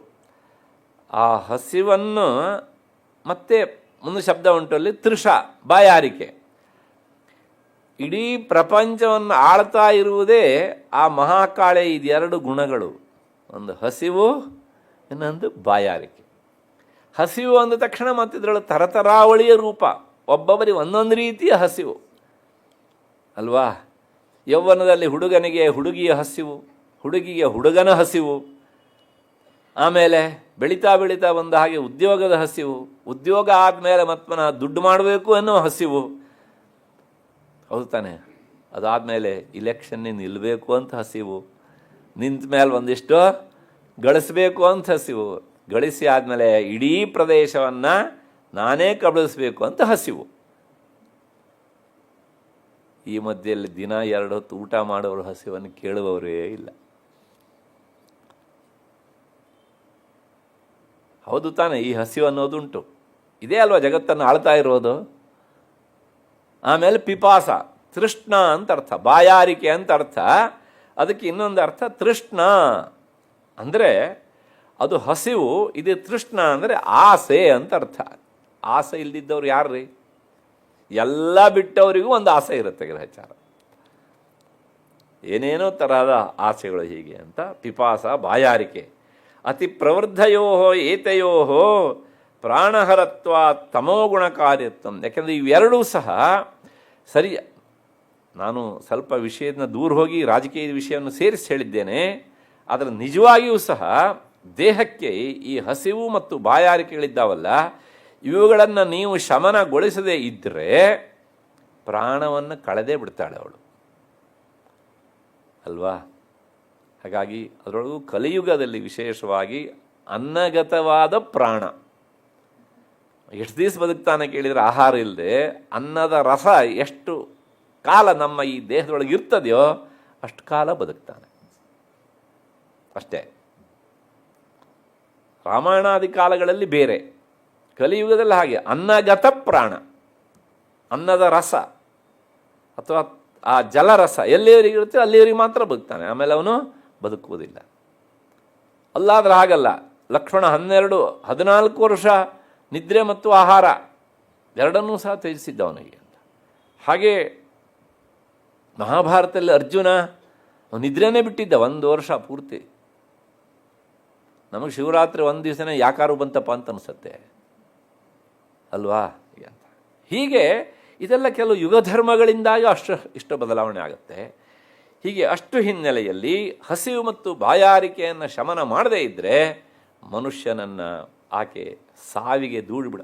ಕಾರಣ ಇಷ್ಟೇ, ಹೆಚ್ಚಿಗೆ ತಿನ್ನಬೇಕು ಅನ್ನೋದರ ಅರ್ಥ ಅಲ್ಲ, ಒಂದಿಷ್ಟು ಮಿತವಾಗಿ ಸೇವಿಸುವುದೂ ಸಹ ಆಹಾರ ರೂಪದಲ್ಲಿ ನಾವು ಅವಳ ಸ್ಮರಣೆ ಮಾಡಿದಂತೆ. ಹಾಗಾಗಿ ಆಹಾರ ಸೇವಿಸಬೇಕಿದ್ರೆ ಅವಳು ಸ್ಮರಣೆ ಮಾಡಬೇಕು ನಾವು ಹೀಗೆ ಅಂತ. ಅಷ್ಟು ಹಿನ್ನೆಲೆಯಲ್ಲಿ ಅಶನಯಾಹಿ ಮೃತ್ಯು ರೀತಿಶ್ರುತೆಶ್ಚ. ವ್ಯಾಖ್ಯಾನಕಾರ ಹೇಳ್ತಾರೆ, ಇದೇನು ನಾನು ನನ್ನ ಬುದ್ಧಿಯಿಂದ ಕಲ್ಪಿಸಿಕೊಂಡು ಹೇಳಿದ್ದಲ್ರಿ, ಸ್ವತಃ ಶ್ರುತಿ ವೇದ ಮಾತ ಹೇಳ್ತಾಳೆ ಅಶನಯಾಹಿ ಮೃತ್ಯು. ಅಶನಯ ಅಂದರೆ ಹಸಿವನ್ನು ತಡಿಲಿಕ್ಕೆ ಆಗದೇ ಇರುವಂಥ ಸ್ಥಿತಿಯೇ ಅದೊಂದು ಮೃತ್ಯು. ಮುಂದುವರೆದ ನಿಜವಾಗಿಯೂ ಮತ್ತು ಮೃತ್ಯುವೇ ಹೀಗೆ ಅಂತ ಶ್ರುತೇಶ್ಚ.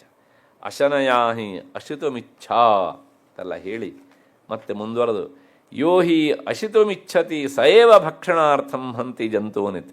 ಇನ್ನು ಮನುಷ್ಯರಲ್ಲಿ ಈ ರೀತಿಯಾದಂಥ ಹಸಿವು ಬಾಯಾರಿಕೆ ಇದ್ದರೆ ಪಶುವರ್ಗದಲ್ಲಿ ಹಸಿವು ಆಯಿತು ಅಂದರೆ, ಒಂದಕ್ಕೆ ಹಸಿವು ಆಯಿತು ಅಂದರೆ ಯಾವುದು ಶಕ್ತಿಯುತವಾದ ಪಶುವೋ ಅದಕ್ಕೆ ಹಸಿವು ಆಯಿತು ಅಂದರೆ ಅದು ತನ್ನ ಕೆಳಗಿರುವ ಜೀವಿಯನ್ನು ಸಾಯಿಸೇ ಬಿಡುತ್ತೆ. ಉದಾಹರಣೆಗೆ ಹುಲಿಗೆ ಹಸಿವಾಯಿತು, ಸಿಂಹಕ್ಕೆ ಹಸಿವಾಯಿತು, ಅದು ತನ್ನ ಕೆಳಗಿರುವಂಥ ದುರ್ಬಲ ಪಶುಗಳನ್ನು ಏನು ಮಾಡುತ್ತೆ? ಸಾಯಿಸೇ ಬಿಡುತ್ತೆ. ಅಂದರೆ ಏನು ಅದಕ್ಕೆ ಸಮಾಧಾನ ಅಂದರೆ ಆ ಕ್ಷುತ್ ಮತ್ತು ಬಾಯಾರಿಕೆ ಇದು ಎರಡರ ರೂಪದಲ್ಲಿದ್ದು ಅವಳು ಪ್ರಾಣವನ್ನು ತೆಗೀತಾಳೆ. ಆ ಹುಲಿ ಸಿಂಹಗಳ ರೂಪದಲ್ಲಿದ್ದು ಇನ್ನೊಂದು ಸಣ್ಣ ಪ್ರಾಣವನ್ನು ತೆಗೆದುಬಿಡ್ತಾಳೆ ಹೀಗೆ ಅಂತ. ಇಲ್ಲಿ ಮತ್ತೆ ನೀವು ಧರ್ಮಶಾಸ್ತ್ರ ಕೇಳಬಾರ್ದು, ಆ ಹುಲಿ ಅಥವಾ ಸಿಂಹ ಹೀಗೆ ಮಾಡಿದ್ದು ಸರಿನಾ ಅಂತ. ನ್ಯಾಯವಾ ಅನ್ಯಾಯ ಅಲ್ವಾ ಅಂದರೆ ಅವುಗಳಿಗೆ ನ್ಯಾಯಾನ್ಯಾಯ ಇಲ್ಲ. ನ್ಯಾಯಾನ್ಯಾಯದ ಪ್ರಶ್ನೆ ಇರೋದು ನಮಗೆ ಕೋರ್ಟ್ ಬೇಕು, ಅವುಗಳಿಗೆ ಕೋರ್ಟ್ ಇಲ್ಲ ಅಲ್ವಾ. ಹಾಗಾಗಿ ಮಹಾಮಾರಿ ಮತ್ತು ಕ್ಷುಧಾ ತೃಷ್ಣ ಇಷ್ಟಕ್ಕೆ ಮುಗಿದಿಲ್ಲ ಅವಳ ಹೆಸರು. ನಿನಗೆ ಇನ್ನೊಂದು ಹೆಸರುಂಟು, ನಿದ್ರಾ. ನಿದ್ರೆ ಎನ್ನುವುದು ಅಜ್ಞಾನದ ರೂಪ ಅಲ್ವಾ. ಜಾಗೃತ ಅವಸ್ಥೆಯಲ್ಲಿ ನಮ್ಮ ಇಂದ್ರಿಯಗಳೆಲ್ಲ ಒಂದೆಲ್ಲ ಒಂದು ವಿಷಯವನ್ನು ಏನು ಮಾಡ್ತಾ ಇರ್ತವೆ? ಗ್ರಹಿಸ್ತಾ ಇರ್ತವೆ, ಕಲೆಕ್ಟ್ ಮಾಡ್ತಾ ಇರ್ತವೆ. ನಿದ್ರೆಯಲ್ಲಿ ಏನು ವಿಷಯ ಗ್ರಹಣ ಮಾಡ್ತಾರೆ ಅಲ್ವಾ? ಏನೂ ಇಲ್ಲ. ನಿದ್ರೆ ಮಾಡಿದಷ್ಟು ಹೊತ್ತು ಎಲ್ಲರಿಗೂ ಇರೋದು ಒಂದೇ, ಪ್ರಧಾನವಾಗಿ ಒಂದು ಅಜ್ಞಾನ ಇರುತ್ತೆ. ಎಷ್ಟರ ಮಟ್ಟಿಗೆ ಅಜ್ಞಾನ ಇರುತ್ತೆ ಅಂತಂದರೆ, ನಾನೀಗ ಸುಖ ಪಡ್ತಾ ಇದ್ದೇನೆ ಎನ್ನುವಂಥ ಅರಿವು ಇಲ್ಲದೇ ಇರುವಷ್ಟು ಅಜ್ಞಾನ ಇರುತ್ತೆ. ನಿದ್ದೆಯಲ್ಲಿ ಸುಖ ಉಂಟು ತಾನೇ ಎಲ್ಲರಿಗೂ. ಆದರೆ ನಾನೀಗ ಸುಖ ಪಡ್ತಾ ಇದ್ದೇನೆ ಅನ್ನುವ ಅರಿವು ನಿದ್ದೆಯಲ್ಲುಂಟಾ? ಯಾಕಿಲ್ಲ? ಅಷ್ಟರ ಮಟ್ಟಿಗೆ ಅದು ಅಜ್ಞಾನ.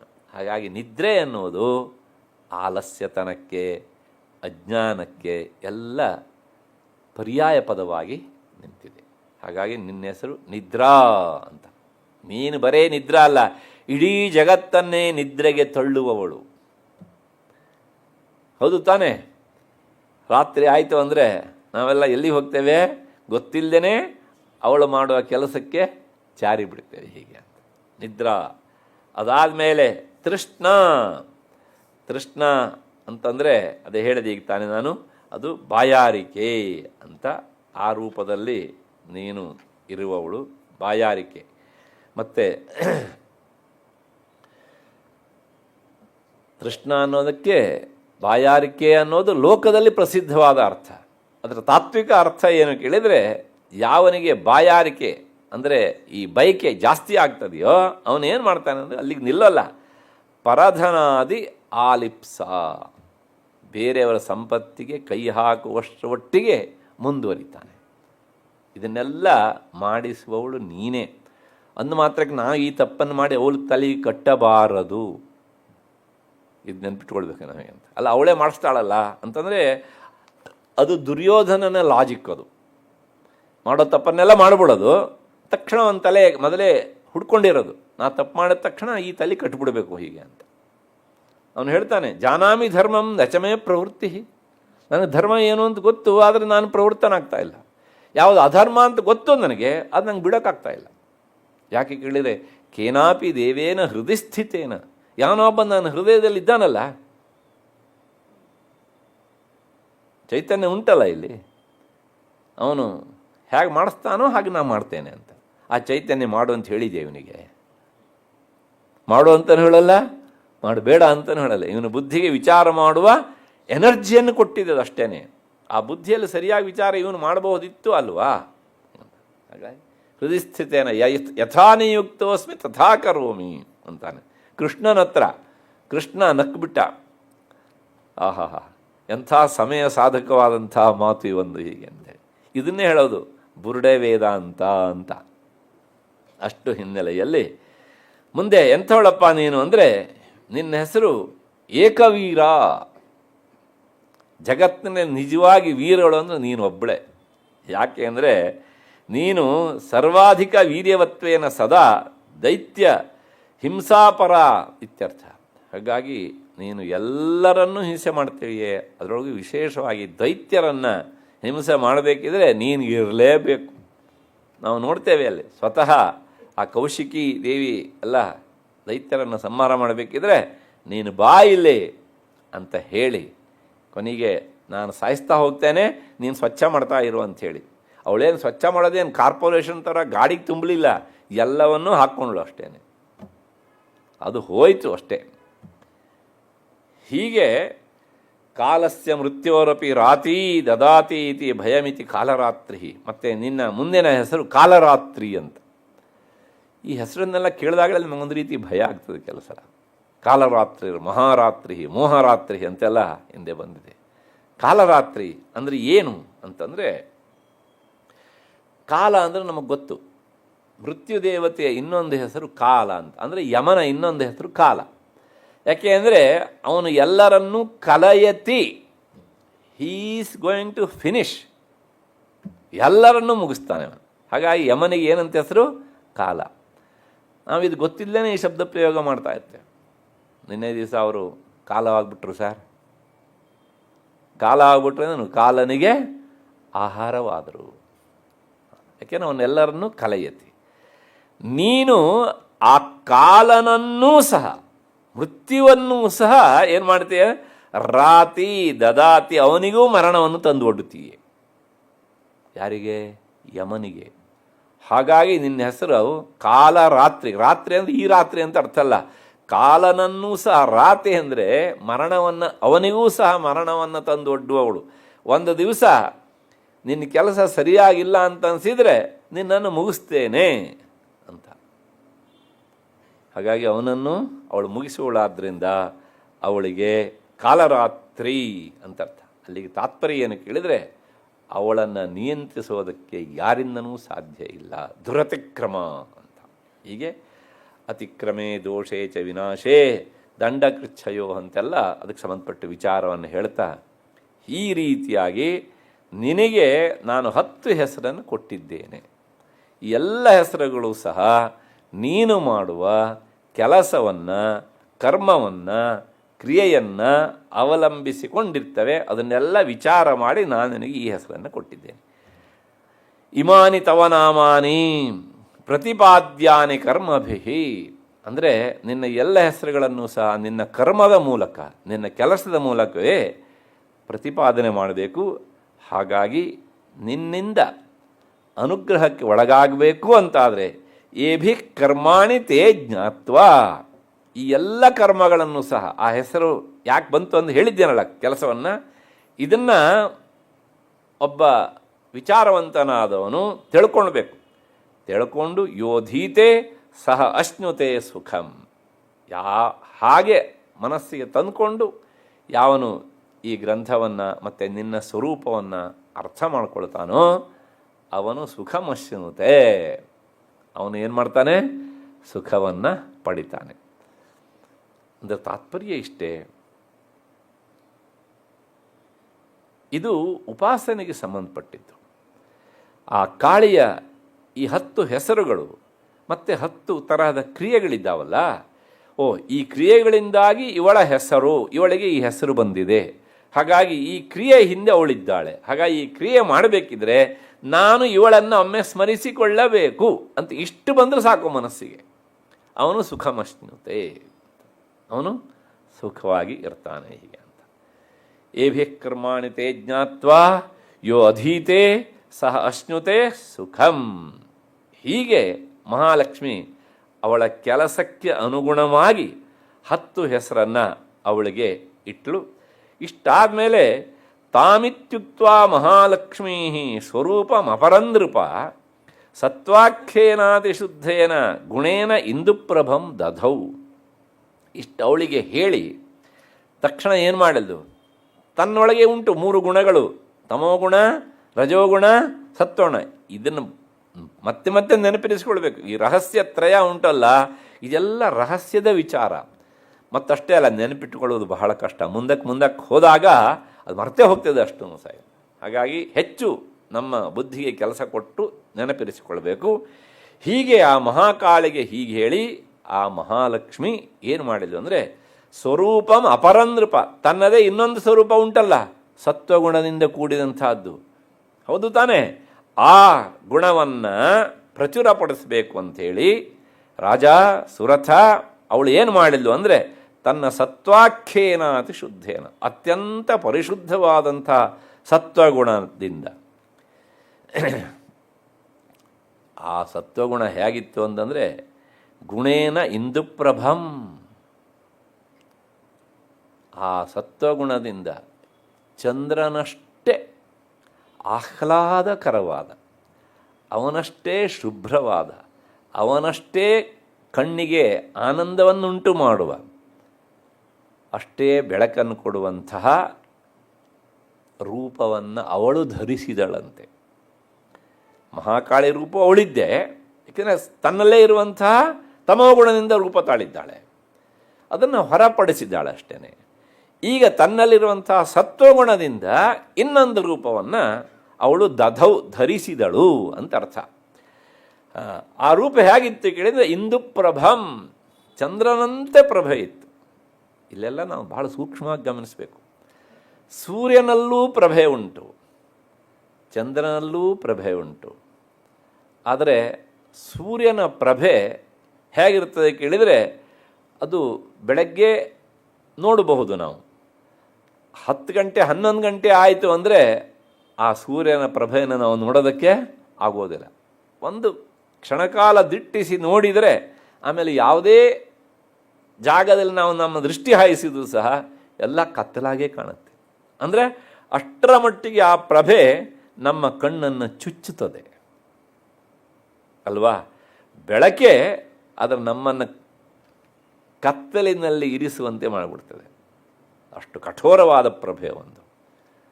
ಆದರೆ ಚಂದ್ರನ ಪ್ರಭೆ ಅದು ಬೆಳಕೆ, ಅದು ಆಹ್ಲಾದವನ್ನು ಉಂಟು ಮಾಡ್ತಾನೆ. ಎಷ್ಟು ಹೊತ್ತಾರು ನೋಡಿ ನೀವು ಅಲ್ವಾ, ಕಣ್ಕುಗ್ತಾನವನು ಇಲ್ಲ.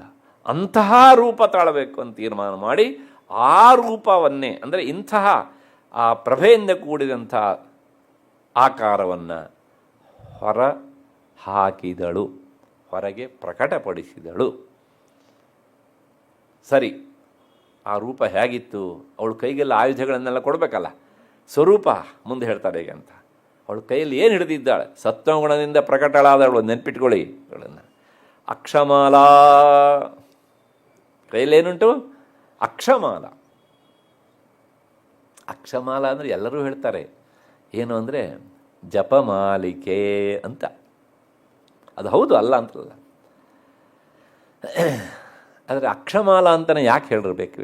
ಮಾಲ ಅಂತ ಹೇಳಿ ಇಷ್ಟೇ ಸಾಕಾಗಿತ್ತಲ್ವ, ಅಥವಾ ಸ್ಫಟಿಕ ಮಾಲ ಅಂತ ಹೇಳಿ ಸಾಕಿತ್ತಲ್ವ? ಕಾರಣ ಉಂಟು. ಅಕ್ಷಮಾಲ ಅಂದರೆ ಅಕ್ಷ ಅಂದರೆ ಅಕ್ಷರ ಅಂತ ಅರ್ಥ, ವರ್ಣ, ಅದಕ್ಕೋಸ್ಕರ ವರ್ಣಮಾಲ ಅಂತ ಬಂದಿದ್ದು. ಅವಳ ಕೈಯಲ್ಲಿರುವಂಥ ಒಂದೊಂದು ಆ ಮಾಲೆಯಲ್ಲಿರುವ ಮಣಿಗಳಿದ್ದಾವಲ್ಲ, ಅವು ಯಾವ ಮಣಿಗಳು ಅಂದರೆ ವರ್ಣರೂಪವಾದ ಮಣಿಗಳು. ಹಾಗಾಗಿ ಅವಳು ಆ ಮಾಲೆಯನ್ನು ಧರಿಸಿದ್ದಾಳೆ.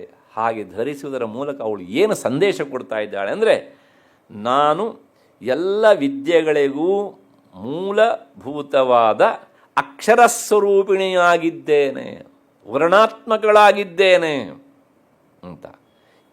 ಇಷ್ಟೇ ವರ್ಣಗಳೇ ಇಡೀ ಜಗತ್ತಿನಲ್ಲಿ ಬೇರೆ ಬೇರೆ ಬೇರೆ ಬೇರೆ ಸಾಹಿತ್ಯದ ಹೆಸರಿನಲ್ಲಿ ಬೆಳಗ್ತಾ ಇರುತ್ತವೆ. ಏಕಪಂಚಾಶತ್, ಸಂಸ್ಕೃತದಲ್ಲಿ ಒಟ್ಟು 51 ಅಕ್ಷರಗಳು ಅಂತ ಬೇರೆ ಬೇರೆ ಉಂಟು. ಇಂಗ್ಲೀಷ್ನಲ್ಲಿ ಬೇರೆ, ಕನ್ನಡದಲ್ಲಿ ಬೇರೆ.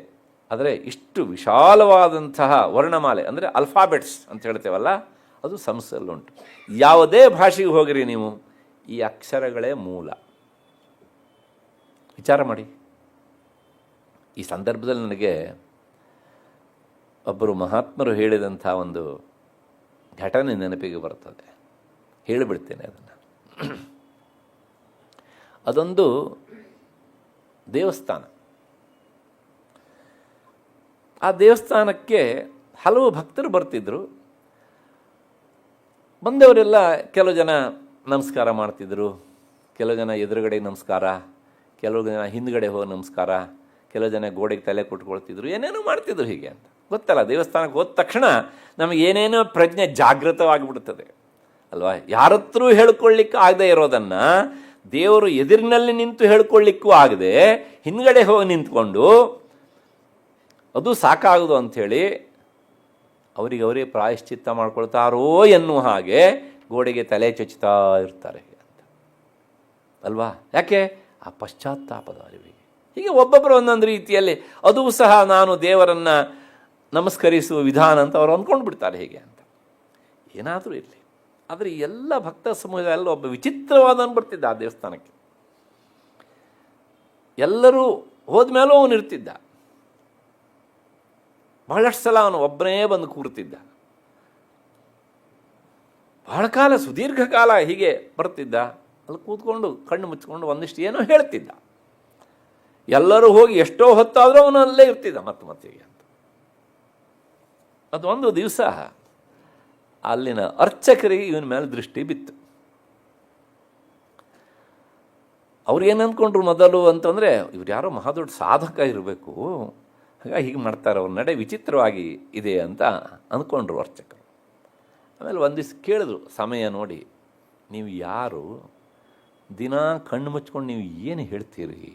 ಎಲ್ಲರೂ ಹೋದರೂ ನೀವು ಇಲ್ಲೇ ಕೂತಿರ್ತೀರಿ ಬಹಳಷ್ಟೊತ್ತು. ನಾನು ಬಾಗಿಲು ಹಾಕಬೇಕಿದ್ರೆ ಸಮಯ ಆಯಿತು ಅಂತ ಹೇಳಿ ಆದಮೇಲೆ ನೀವು ಇಲ್ಲಿಂದ ಹೇಳ್ತೀರಿ. ಏನೋ ಹೇಳ್ತಾ ಇರ್ತೀರಲ್ಲ, ಏನು ಹೇಳ್ತೀರಿ? ಏನು ಓದಿದ್ದೀರಿ ನೀವು? ಅವನು ಹೇಳೋದನ್ನು ಕೇಳಿ ಆ ಸಂಶಯ ಬಂತು ಅವರಿಗೆ. ಆಗ ಆತ ಒಂದು ಮಾತು ಹೇಳ್ತಾನೆ, ನಾನು ಏನೂ ಓದಲಿಲ್ಲ. ಅಲ್ಲ ಮತ್ತೇನು ಹೇಳ್ತೀರಲ್ಲ ನೀವು? ಏನೋ ಹೇಳ್ತೇನೆ. ಏನು ಹೇಳ್ತೇನೆ ಅಂತ ಆಮೇಲೆ ಹೇಳ್ತೇನೆ. ನೀವೇನು ಮಾಡ್ತೀರಿ? ನಾನು ಏನೂ ಮಾಡೋದಿಲ್ಲ, ನಾನೊಬ್ಬ ಸಾಮಾನ್ಯ ರೈತ. ಹಾಗಿದ್ರೆ ಏನು ಹೇಳ್ತೀರಿ? ಹೇಳಲಿಕ್ಕೆ ನನಗೇನು ಗೊತ್ತಿಲ್ಲ ಬುದ್ಧಿ. ಏನು ಹೇಳ್ತಿರಲ್ಲ ನೀವು ಮತ್ತೆ ಕೇಳ್ತಿದ್ರಿ, ಹೇಳ್ತಿದ್ದೇನೆ. ಬಾಲ್ಯದಲ್ಲಿ ನನಗೆ ಎಲ್ಲ ತಂದೆ ತಾಯಿಯರು ಹೇಳಿಕೊಡುವ ಹಾಗೆ ನನ್ನ ತಂದೆ ತಾಯಿಯರು ಹೇಳ್ಕೊಡಿದರು. ಅ ಆ ಇ ಈ ಉ ಉ ಎಲ್ಲಿವರೆಗೆ ಅಂದರೆ ಕ್ಷಂ ಕ್ಷಃ ಜ್ಞಂ ಜ್ಞಃ ಅಲ್ಲಿವರೆಗೆ. ಇಷ್ಟೇ ವರ್ಣಮಾಲೆ ನನ್ನ ಬಂಡವಾಳ ಅಲ್ಲ, ಅದನ್ನು ಯಾಕೆ ಹೇಳ್ತೀರಿ ಅಂತ ಕೇಳಿದಾಗ ಆತ ಹೇಳ್ತಾನೆ, ನೋಡಿ ಸ್ವಾಮಿ, ನೀವು ಇದು ದೇವಿ ಗುಡಿ, ಈ ದೇವಿ ಗುಡಿಯಲ್ಲಿ ಸಹಸ್ರನಾಮ ಮಾಡ್ತೀರಿ ಅಲ್ವಾ, ಶ್ರೀಮಾತ್ರೇ ನಮಃ, ಶ್ರೀ ಮಹಾರಾಜ್ಞೈ ನಮಃ, ಶ್ರೀಮತ್ ಸಿಂಹಾಸನೇಶ್ವರಿಯೈ ನಮಃ ಅಂತ ಹೇಳ್ತೀರಿ ಅಲ್ವಾ. ನನಗೆ ಹಾಗೆ ನಿಮ್ಮ ಹಾಗೆ ಅಕ್ಷರಗಳನ್ನು ಜೋಡಿಸಿ ಹೇಳೋದಕ್ಕೆ ಬರೋದಿಲ್ಲ. ಹಾಗಾಗಿ ನಾನು ಏನು ಹೇಳಿದ್ರೆ ಅಂದರೆ ಎಲ್ಲ ಅಕ್ಷರಗಳನ್ನು ಮತ್ತೆ ಮತ್ತೆ ಮತ್ತೆ ಮತ್ತೆ ತಾಯಿಯ ಸನಿಹದಲ್ಲಿ ಒಪ್ಪಿಸಿಬಿಡ್ತೇನೆ, ಪ್ರಾರ್ಥನೆ ಮಾಡ್ತೇನೆ. ನಾನು ಕೇಳಿದ್ದೇನೆ ತಾಯಿ, ಈ ಎಲ್ಲ ಅಕ್ಷರಗಳು ಸಹ ನಿನ್ನದೇ ಸ್ವರೂಪ ಅಂತ, ವರ್ಣಾತ್ಮಿಕ ಅಂತ. ಹಾಗಾಗಿ ನನ್ನ ಪ್ರಾರ್ಥನೆ ಇಷ್ಟೇ, ನನಗಿದನ್ನು ಹೇಗೆ ಜೋಡಿಸಿ ಹೇಳಬೇಕು ಅನ್ನೋದು ಗೊತ್ತಿಲ್ಲ. ನೀನು ಅಕ್ಷರ ರೂಪಿಣಿ ಆದ್ದರಿಂದ ನಿನಗೆ ಹೇಗೆ ಜೋಡಿಸಿಕೊಳ್ಬೇಕು ಅಂತಲೂ ಗೊತ್ತು. ನಾನು ಈ ಅಕ್ಷರಗಳನ್ನು ಹೇಳ್ತೇನಲ್ಲ, ನೀನೇ ನಿನಗಿಷ್ಟ ಬಂದ ಹಾಗೆ ಜೋಡಿಸಿಕೊ.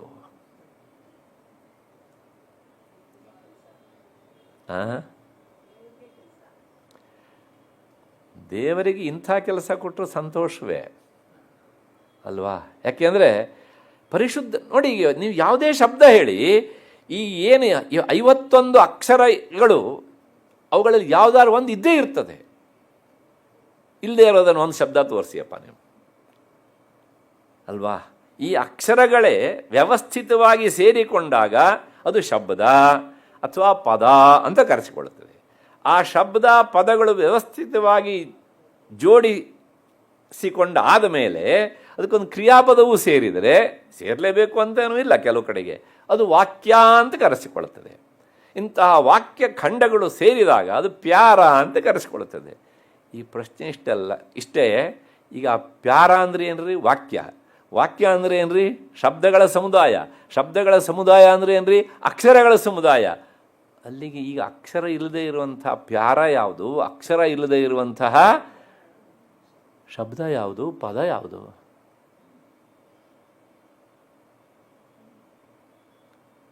ಇದೆಲ್ಲೂ ನಾವು ವಿಚಾರ ಮಾಡಬೇಕಾದ್ದು. ಕೆಲವು ಸಲ ಅವನಿಗೇನೂ ಗೊತ್ತಿಲ್ಲ ಅಂತಿದ್ದಾನೆ, ಆದರೆ ಗೊತ್ತಿದ್ದವರ ಮನಸ್ಸಿಗೂ ಸಹ ವಿಚಾರ ಕೊಡುವಂತಹದ್ದು ಇದು ಅಲ್ವಾ. ಹಾಗೆ ಯಾಕೆ ಹೇಳಿದೆ ಅಂದರೆ, ಆ ಅಕ್ಷಮಾಲಾ ಅನ್ನೋದಕ್ಕೆ ಅರ್ಥ ವರ್ಣಮಾಲ. ಅಲ್ಲಿರುವುದೆಲ್ಲ ಅಕ್ಷರಗಳು. ಅವಳು ಏನು ಹೇಳ್ತಾಳೆ, ಆ ಮಾಲೆಯನ್ನು ತಿರುಗಿಸುವುದರ ಮೂಲಕ ಅವಳಿಗೇನು ಜಪ ಮಾಡಬೇಕಾದಿಲ್ರಿ, ನಮಗೆ ಪಾಠ. ನನ್ನ ಜಪಮಾಲೆಯನ್ನು ಸ್ಮರಣೆ ಮಾಡು, ಈ ವರ್ಣಮಾಲೆಯನ್ನು, ನಿನಗೆ ಅಕ್ಷರ ಸ್ವರೂಪಿಣಿಯಾದ ನನ್ನ ಪರಿಚಯ ಆಗತ್ತೆ ಅಂತ.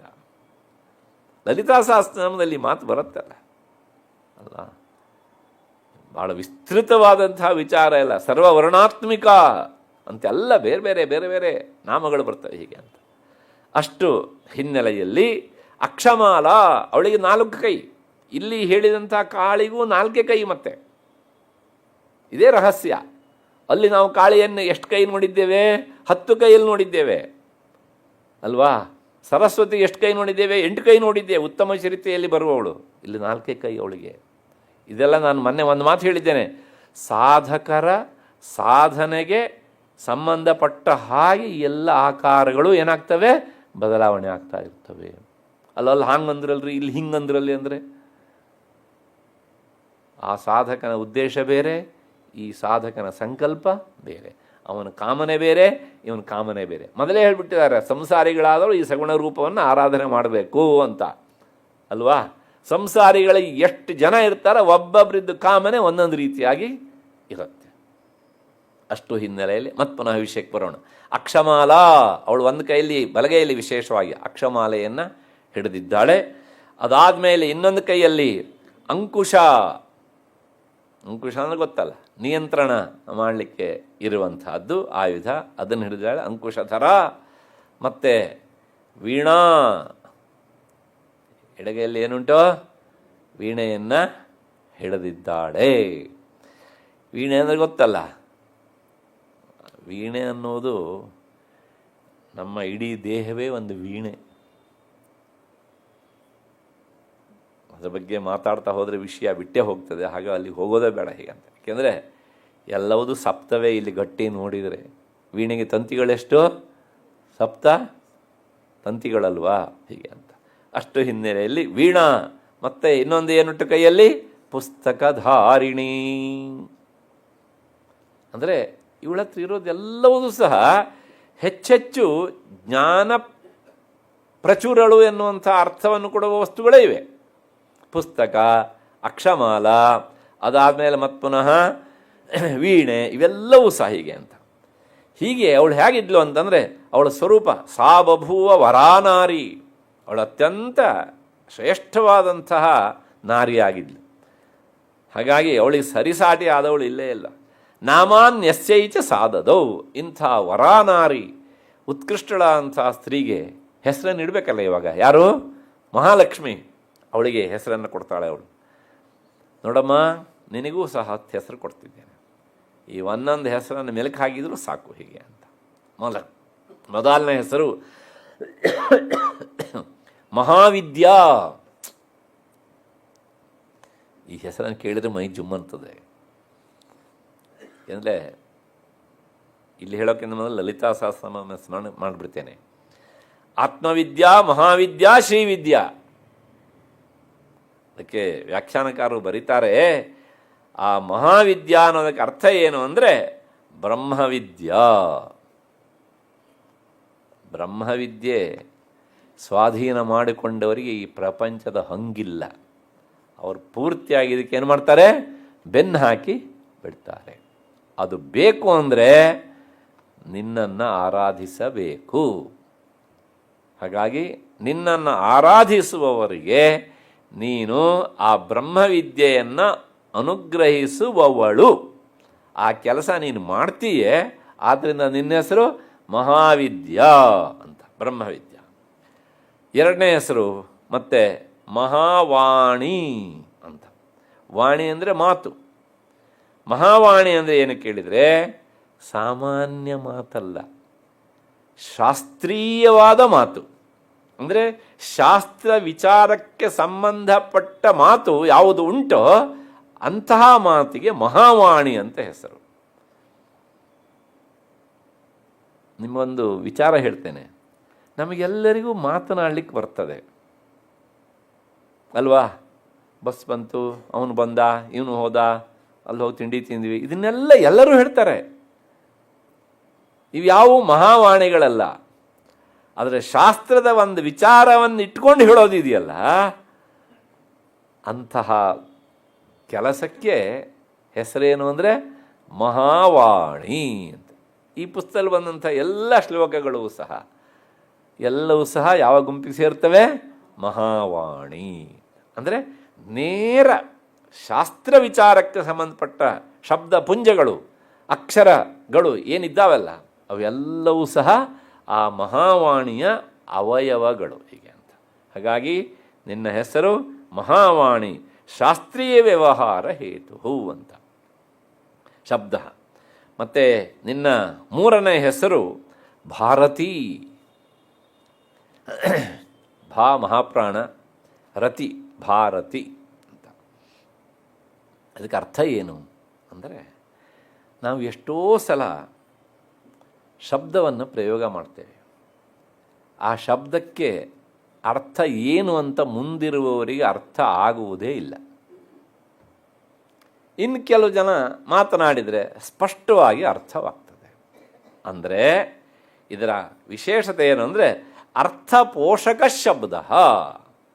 ಕೆಲವು ಜನರ ಮಾತಿನಲ್ಲಿ ಬರುವ ಶಬ್ದಗಳು ಸರಿಯಾಗಿ ಅರ್ಥವನ್ನು ಹೊತ್ತು ಬರ್ತವೆ. ಮತ್ತು ಕೆಲವು ಜನರ ಮಾತಿನಲ್ಲಿ ಬರುವ ಶಬ್ದಗಳು ಅರ್ಥರಹಿತವಾಗಿ, ಇವತ್ತಿನ ಭಾಷೆಯಲ್ಲಿ ಹೇಳಬೇಕು ಅಂದರೆ ಸೀಡ್ಲೆಸ್ ಶಬ್ದಗಳು. ಹೇಗೆ ಅಂತಂದರೆ, 1 ತಾಸು ಮಾತನಾಡಿದರೆ ಇವರು ಏನು ಹೇಳಿದ್ರು ಅಂತಲೇ ನಿರ್ಣಯ ಮಾಡಲಿಕ್ಕೆ ಆಗುವುದಿಲ್ಲ. ಹಾಗಾಗಿ ಇಂಥವರ 1 ತಾಸು ಮಾತನ್ನು ನಾವು ಕೇಳಲಿಕ್ಕೆ ಆಗೋದಿಲ್ಲ. 10 ನಿಮಿಷ ಮಾತನಾಡಿದರೆ ಇವರು ಎಷ್ಟೊತ್ತಿಗೆ ನಿಲ್ಲಿಸ್ತಾರಪ್ಪ ಅಂತ ಅನಿಸ್ತದೆ. ಮತ್ತೆ ಕೆಲವು ಜನ 1 ತಾಸು ಮಾತನಾಡಿದರೂ ಸಹ ಏನು ಇಷ್ಟು ಬಗ್ಗೆ ನಿಲ್ಲಿಸ್ಬಿಟ್ರಲ್ಲಪ್ಪ, ಯಾಕೆ ಹೀಗೆ ಅಂದರೆ ಆ ಮೊದಲಿನವನು ಮಾತನಾಡಿದ ಶಬ್ದಗಳಲ್ಲಿ ಏನಿಲ್ಲ, ಅರ್ಥ ಇಲ್ಲ. ಇದ್ರೂ ಸಹ ಮನಸ್ಸಿಗೆ ಸಮಾಧಾನ ಕೊಡುವ ಅರ್ಥ ಅಲ್ಲ, ಅದು ಮನಸ್ಸನ್ನು ಅರಳಿಸುವ ಶಬ್ದ ಅಲ್ಲಿಲ್ಲ, ಮನಸ್ಸನ್ನು ಕೆರಳಿಸುವಂತಹದ್ದುಂಟು. ಎರಡನೆಯವನು ಮಾತನಾಡಿದ್ರೊಳಗೆ ಪ್ರತಿಯೊಂದು ಶಬ್ದವೂ ಸಹ ನಮ್ಮ ಹೃದಯಕ್ಕೆ ಹತ್ತಿರವಾಗಿರುತ್ತದೆ, ನಮ್ಮ ಮನಸ್ಸನ್ನು ಅರಳಿಸ್ತದೆ, ಅದು ಮತ್ತೆ ಮತ್ತೆ ಬೇಕು ಅಂತ ಅನಿಸ್ತದೆ, ನಮಗೆ ತುಂಬ ರಿಲೆವೆಂಟ್ ಆಗಿರುತ್ತದೆ. ಹಾಗಾಗಿ ಇದು ಉಂಟಲ್ಲ, ಇದಕ್ಕೆ ಹೆಸರು ಭಾರತಿ ಅಂತ. ಹಾಗಾಗಿ ಅರ್ಥಪೋಷಕವಾದಂಥ ಶಬ್ದಗಳಿಂದ ಮಾತನಾಡುವುದು ಅದು ಭಾರತಿ ಅಂತ. ಅದಕ್ಕೋಸ್ಕರ ನಮ್ಮಲ್ಲಿ ಒಂದು ಪ್ರಸಿದ್ಧವಾದ ಮಾತುಂಟು, ಇದು ಒಳ್ಳೆಯ ಮಾತು, ಇದು ಕೆಟ್ಟ ಮಾತು ಅಂತ ಅಳೆಯೋದಕ್ಕೆ ಒಂದು ಸಾಧನ ಉಂಟು ಅಂತ. ಎಷ್ಟು ಚೆನ್ನಾಗಿದೆ ನೋಡಿ. ಮಾತನ್ನು ಅಳೆಯೋದಕ್ಕಾಗ, ನೀವು ತಕಡೆಯಲ್ಲಿ ಹಾಕಿ ತೂಕ ಮಾಡೋಕ್ಕಾಗತ್ತನ್ರಿ ಅದನ್ನು? ಅಂದರೆ ಹಾಗಲ್ಲ. 10 ನಿಮಿಷ ಕೇಳಿದ ಮಾತು 1 ತಾಸು ಆಯ್ತಲ್ಲಪ್ಪ ಕೇಳಕ್ಕೆ ಶುರು ಮಾಡಿ ಅಂತ ಅನಿಸಿದರೆ ಅದು ಎಂಥ ಮಾತು? ಅದು ಕೆಟ್ಟ ಮಾತು. 1 ತಾಸು ಆಡಿದ ಮಾತನ್ನು ಕೇಳಿದಾಗ 10 ನಿಮಿಷ ಮಾತ್ರ ಕೇಳಿದ್ವಿ ಅಂತ ಅನಿಸಿದರೆ ಕೇಳುಗನಿಗೆ ಅದು ಒಳ್ಳೆಯ ಮಾತು. ಹಾಗಾಗಿ ಅವನು ಒಳ್ಳೆಯ ಮಾತನಾಡಿದನು ಕೆಟ್ಟ ಮಾತಾಡಿದ ಅನ್ನೋದು ಮಾತು ಆಡುವವನಿಂದ ತೀರ್ಮಾನ ಆಗುವುದಿಲ್ಲ, ಅವನ ಮಾತನ್ನು ಕೇಳುವವರಿಂದ ತೀರ್ಮಾನ ಆಗ್ತದೆ ಅಂತ ತಾತ್ಪರ್ಯ ಇಷ್ಟೇ. ಯಾರು ಆಡುವ ಮಾತಿನ ಶಬ್ದಗಳಲ್ಲಿ ಅರ್ಥ ತುಂಬಿರುತ್ತದೆಯೋ ಅದು ಒಳ್ಳೆಯ ಮಾತು. ಹಾಗೆ ಅರ್ಥಪೋಷಕ ಶಬ್ದ. ಹಾಗಾಗಿ ನಿನ್ನ ಹೆಸರು ಅಂದರೆ ನಿನ್ನಿಂದ ಬರುವ ಪ್ರತಿಯೊಂದು ಶಬ್ದವೂ ಸಹ ಅದು ಅರ್ಥ ತುಂಬಿಕೊಂಡೇ ಇರುತ್ತದೆ, ಅರ್ಥರಹಿತವಾಗಿ ಇರುವುದಿಲ್ಲ. ಹಾಗಾಗಿ ನಿನಗೆ ಭಾರತೀ ಅಂತ ಹೆಸರು ಅಂತ. ಹಾಗಿದ್ರೆ ಸಾಮಾನ್ಯ ಜನರ ಮಾತು ಏನ್ರಿ ಕತೆ ಅಂದರೆ ಅವರಿಗೋಸ್ಕರ ಅಂಥವರಿಗೋಸ್ಕರ ಮುಂದಿನ ಶಬ್ದ ವಾಕ್ ಅಂತ. ಅದು ಆರ್ಡಿನರಿ ಮಾತು, ಅದಕ್ಕೇನು ಕಷ್ಟಪಡಬೇಕಲ್ಲ, ಹೇಳಿದ್ವಲ್ಲ ಎಲ್ಲ ರೀತಿಯಲ್ಲೂ ನೀವು ಹ್ಯಾಂಗಾದರೂ ಹೇಳ್ಬೋದು ಅದನ್ನು. ಅದಕ್ಕೆ ಹೆಸರು ವಾಕ್ ಅಂತ. ಆಯ್ತದೆ ಅಂತನಾದ್ರೂ ಹೇಳ್ಬೋದು, ಆಗುತ್ತದೆ ಅಂತನಾದರೂ ಹೇಳ್ಬೋದು, ಮಾಡ್ತಾನೆ ಅಂತನಾದ್ರೂ ಹೇಳೋದು, ಮಾಡ್ತವನೇ ಅಂತನಾದ್ರೂ ಹೇಳ್ಬೋದು, ಹೆಂಗಾದರೂ ಹೇಳ್ಕೊಳ್ಳಿ. ಅದು ಸಾಮಾನ್ಯ ಶಬ್ದ ಅಂತ. ಅದು ಶಬ್ದವೇ ತಾನೇ, ಅಷ್ಟೇ, ಸಂಸ್ಕಾರ ಇಲ್ಲೇ ಇರೋ ಶಬ್ದ ಅಷ್ಟೇ ಹೇಗೆ ಅಂತ. ಮುಂದಿನದು ಸರಸ್ವತಿ. ಇನ್ನ ಮುಂದಿನ ಹೆಸರು ಸರಸ್ವತಿ ಅಂತ. ಯಾಕೆ ಸರಸ್ವತಿ ಅಂತ ಕರೀತಾರೆ ಅಂದರೆ, ಸರಸ್ವತಿ ಅಂದರೆ ಮಾತಿನ ಅಭಿಮಾನಿಯಾದ ದೇವತೆ ಅಂತ ಅರ್ಥ. ಅಂದರೆ ಇದು ಎಲ್ಲದಕ್ಕೂ ಮೂಲ ಆ ಶಬ್ದ. ಹಾಗಾಗಿ ನಿನ್ನ ಹೆಸರು ಸರಸ್ವತಿ ಅಂತ ನಾನು ನಿನಗೆ ಹೆಸರನ್ನು ಇಟ್ಟಿದ್ದೇನೆ. ಅದಾದ ಮುಂದಿನದು ಆರ್ಯ. ಆರ್ಯ ಅಂದರೆ ಶ್ರೇಷ್ಠ ಜನವಾಣಿ. ಇದನ್ನು ಹೇಗೆ ಹೇಳಬೇಕು ನಂಗೆ ಗೊತ್ತಾಗ್ತಾ ಇಲ್ಲ. ಆರ್ಯ ಅನ್ನೋದಕ್ಕೆ ಈ ಜಗತ್ತಿನಲ್ಲಿ ಅಧ್ಯಾತ್ಮ ಸಾಧನೆಯನ್ನು ಮಾಡಿದಂಥವರು, ಲೋಕದ ಹಿತವನ್ನು ಮನಸ್ಸಿನಲ್ಲಿಟ್ಟುಕೊಂಡು ಉಪದೇಶ ರೂಪವಾಗಿ ಕೆಲವು ಮಾತನ್ನು ಹೇಳ್ತಾರಲ್ಲ, ಅಂತಹ ಮಾತಿಗೆ ಹೆಸರು ಆರ್ಯ ಅಂತ. ಉದಾಹರಣೆಗೆ ನೀವು ಶ್ರೀಧರ ಸ್ವಾಮಿಗಳ ಮಾತನ್ನೆಲ್ಲಾದರೂ ಕೇಳಿ, ಅವರು ಮಾತಾಡಿದ್ನೆಲ್ಲ ರೆಕಾರ್ಡ್ ಮಾಡಿದ್ದಾರೆ. ಅದು ಇವತ್ತು CD ರೂಪದಲ್ಲಿ ಸಿಗುತ್ತೋ ಇಲ್ಲ ನನಗೆ ಗೊತ್ತಿಲ್ಲ, ಒಟ್ಟಾರೆ ವ್ಯವಸ್ಥೆ ಆಗಿದೆ ಅದಕ್ಕೆ. ಅವ್ರ ಮಾತನ್ನು ನೀವು ಕೇಳಬೇಕು.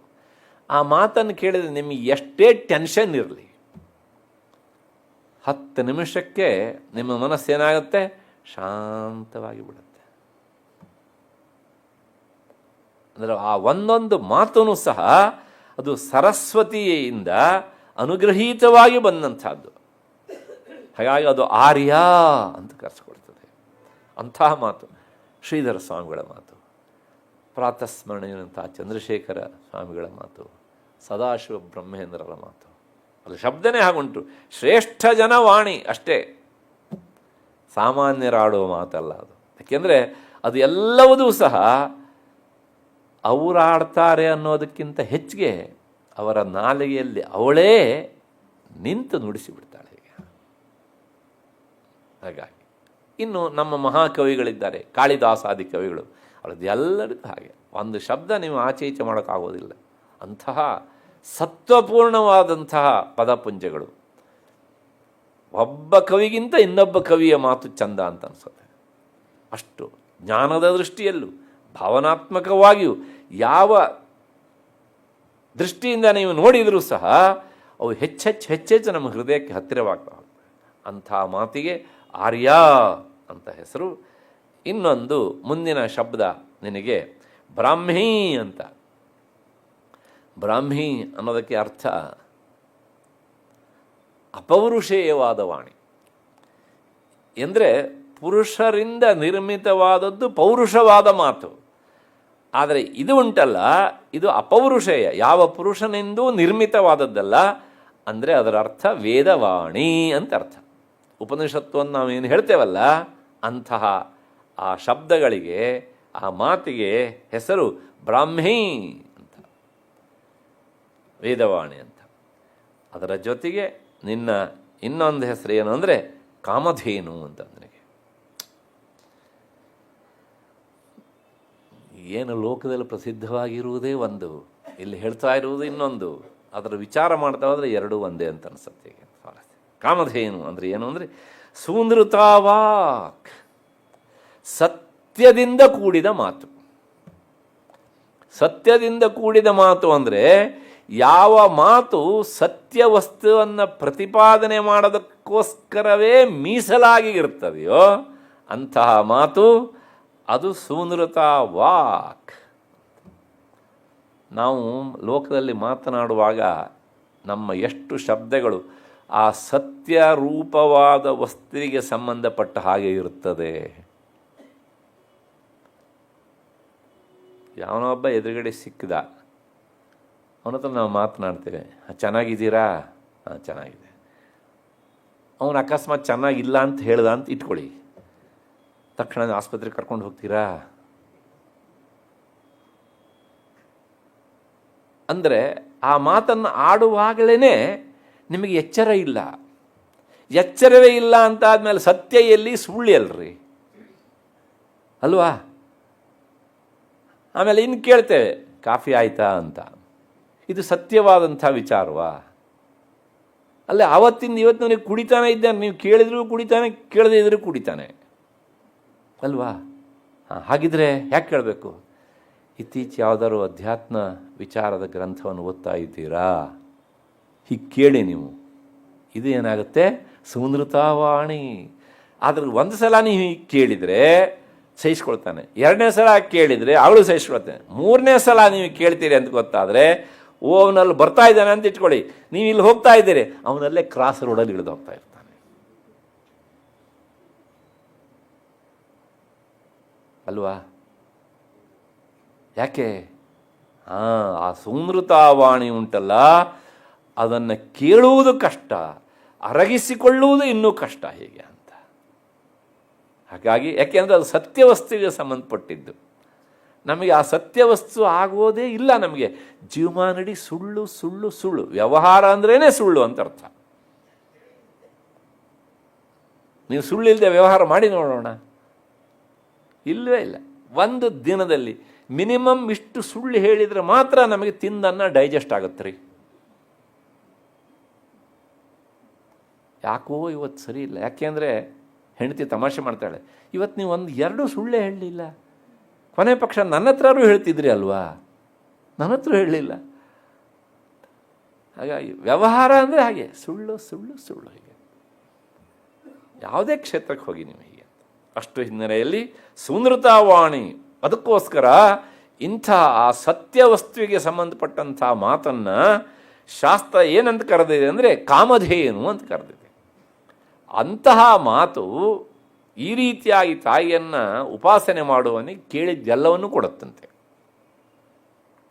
ಅದಕ್ಕೋಸ್ಕರ ಧೇನುಂ ಧೀರಾ ಸೂನೃತಾಂ ವಾಚಮಾಹುಹು.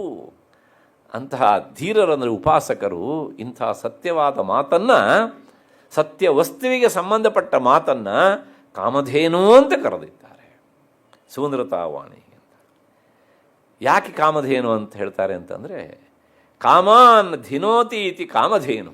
ಕಾಮಧೇನು ಅಂತ ಶಬ್ದಕ್ಕೆ ಅರ್ಥವೇ ಹಾಗೆ, ನಾವು ಏನನ್ನು ಬಯಸ್ತೇವೋ ಹಾಗೆ ಬಯಸಿದ್ದನ್ನು ಆ ಶಬ್ದ ಈಡೇರಿಸಿ ಕೊಡ್ತದೆ. ಯಾಕೆಂದರೆ ಆ ಮಾತು ಅದು ಸತ್ಯವಸ್ತುವಿಗೆ ಸಂಬಂಧಪಟ್ಟಿದ್ದು.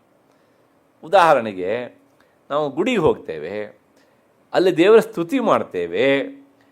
ನಮ್ಮ ಸ್ತುತಿ ಅಂದರೆ ಹೇಗಿರುತ್ತೆ ಅಂತಂದರೆ, ಹೋಗ್ತೇವೆ, ಗಂಟೆ ಬಡಿತೇವೆ, ಗಂಟೆ ಬಡಿದ ತಪ್ಪಿ ಕೆನ್ನೆ ಬಡ್ಕೊಳ್ತೇವೆ ಅಲ್ವಾ. ಆಮೇಲೆ ಎಕ್ದಮ್ ನಮ್ಮ ಮನಸ್ಸಿನಲ್ಲಿ ಒಂದು ಪಟ್ಟಿ ಇರುತ್ತಲ್ಲ, ಆ ಪಟ್ಟಿಯನ್ನು ಒಪ್ಪಿಸ್ತೇವೆ. ಏನು ಪಟ್ಟಿ?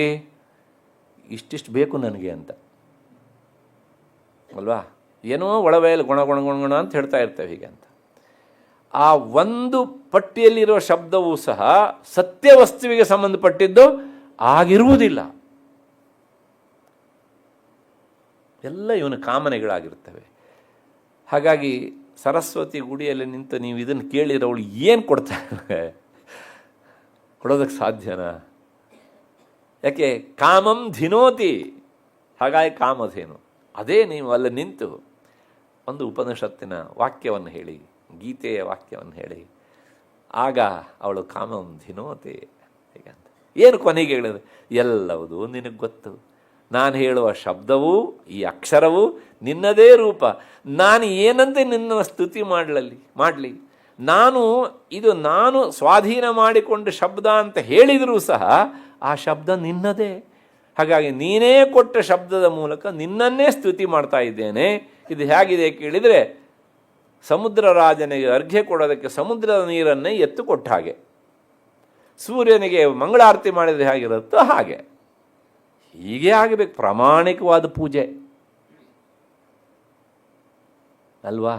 ಹಾಗಾಗಿ ಹೀಗೆ ಮಾಡಿದ್ದೇನೆ, ಇದು ನಿನ್ನದೇ. ಮತ್ತು ಹಾಗಿದ್ರೆ ಇದನ್ನು ಹೇಳೋದಕ್ಕೆ ನಾನೊಂದು ನೆಪ, ಪ್ರಾಮಾಣಿಕವಾಗಿ. ದಿಸ್ ಈಸ್ ಕಾಲ್ಡ್ ಸುನೃತಾ ವಾಣಿ. ಅಷ್ಟಾದ ಮೇಲೆ ಕಾಮಧೇನು. ಹೀಗೆ ಈ ಪ್ರಾಮಾಣಿಕತನವನ್ನು ನಾವಲ್ಲಿ ತೆರೆದಿಟ್ಟರೆ ಆಗ ಅವಳು ನಿಜವಾಗಿಯೂ ಸಹ ಕಾಮಧೇನು ಆಗ್ತಾಳೆ. ವೇದ ಮುಂದೆ ಏನುಂಟು, ಮುಂದಿನ ಶಬ್ದ ಆರ್ಯ ಬ್ರಾಹ್ಮಿ ಕಾಮಧೇನು ವೇದಗರ್ಭ ಅಂತ ಶಬ್ದ ನೋಡಿ. ಅವಳ ಹೆಸರು ವೇದಗರ್ಭ ಅಂತ. ವೇದಗರ್ಭ ಅಂದರೆ ಯಾವಳ ಉದರದಲ್ಲಿ ವೇದ ಉಂಟೋ ಅವಳು ವೇದಗರ್ಭ. ಅಂದರೆ ವೇದವನ್ನು ಪ್ರಪಂಚಕ್ಕೆ ಕೊಟ್ಟ ತಾಯಿ ನೀನು ಅಂತ, ಅದು ಒಂದರ್ಥ. ಇನ್ನೊಂದು, ಆ ವೇದದಲ್ಲಿ ನೀನು ಪ್ರತಿಪಾದಿತಳಾದವಳು. ಅದಕ್ಕೆ ಎರಡು ಅರ್ಥ.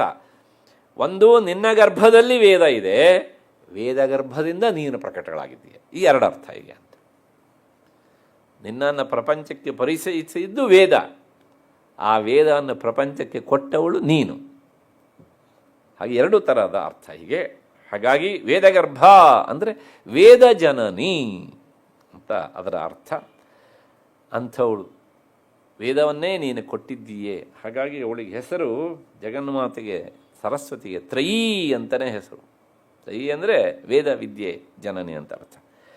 ಮತ್ತು ಮುಂದಿನ ಮಾತು ಗಾಯತ್ರಿ ಛಂದಸ್ಯ ಸಾವಿತ್ರಿ ಋಕ್. ಗಾಯತ್ರಿ ಅಂದರೆ ಇದಕ್ಕೊಂದು ಮೂರು ಅರ್ಥ ಉಂಟು ಗಾಯತ್ರಿ ಅನ್ನೋದಕ್ಕೆ.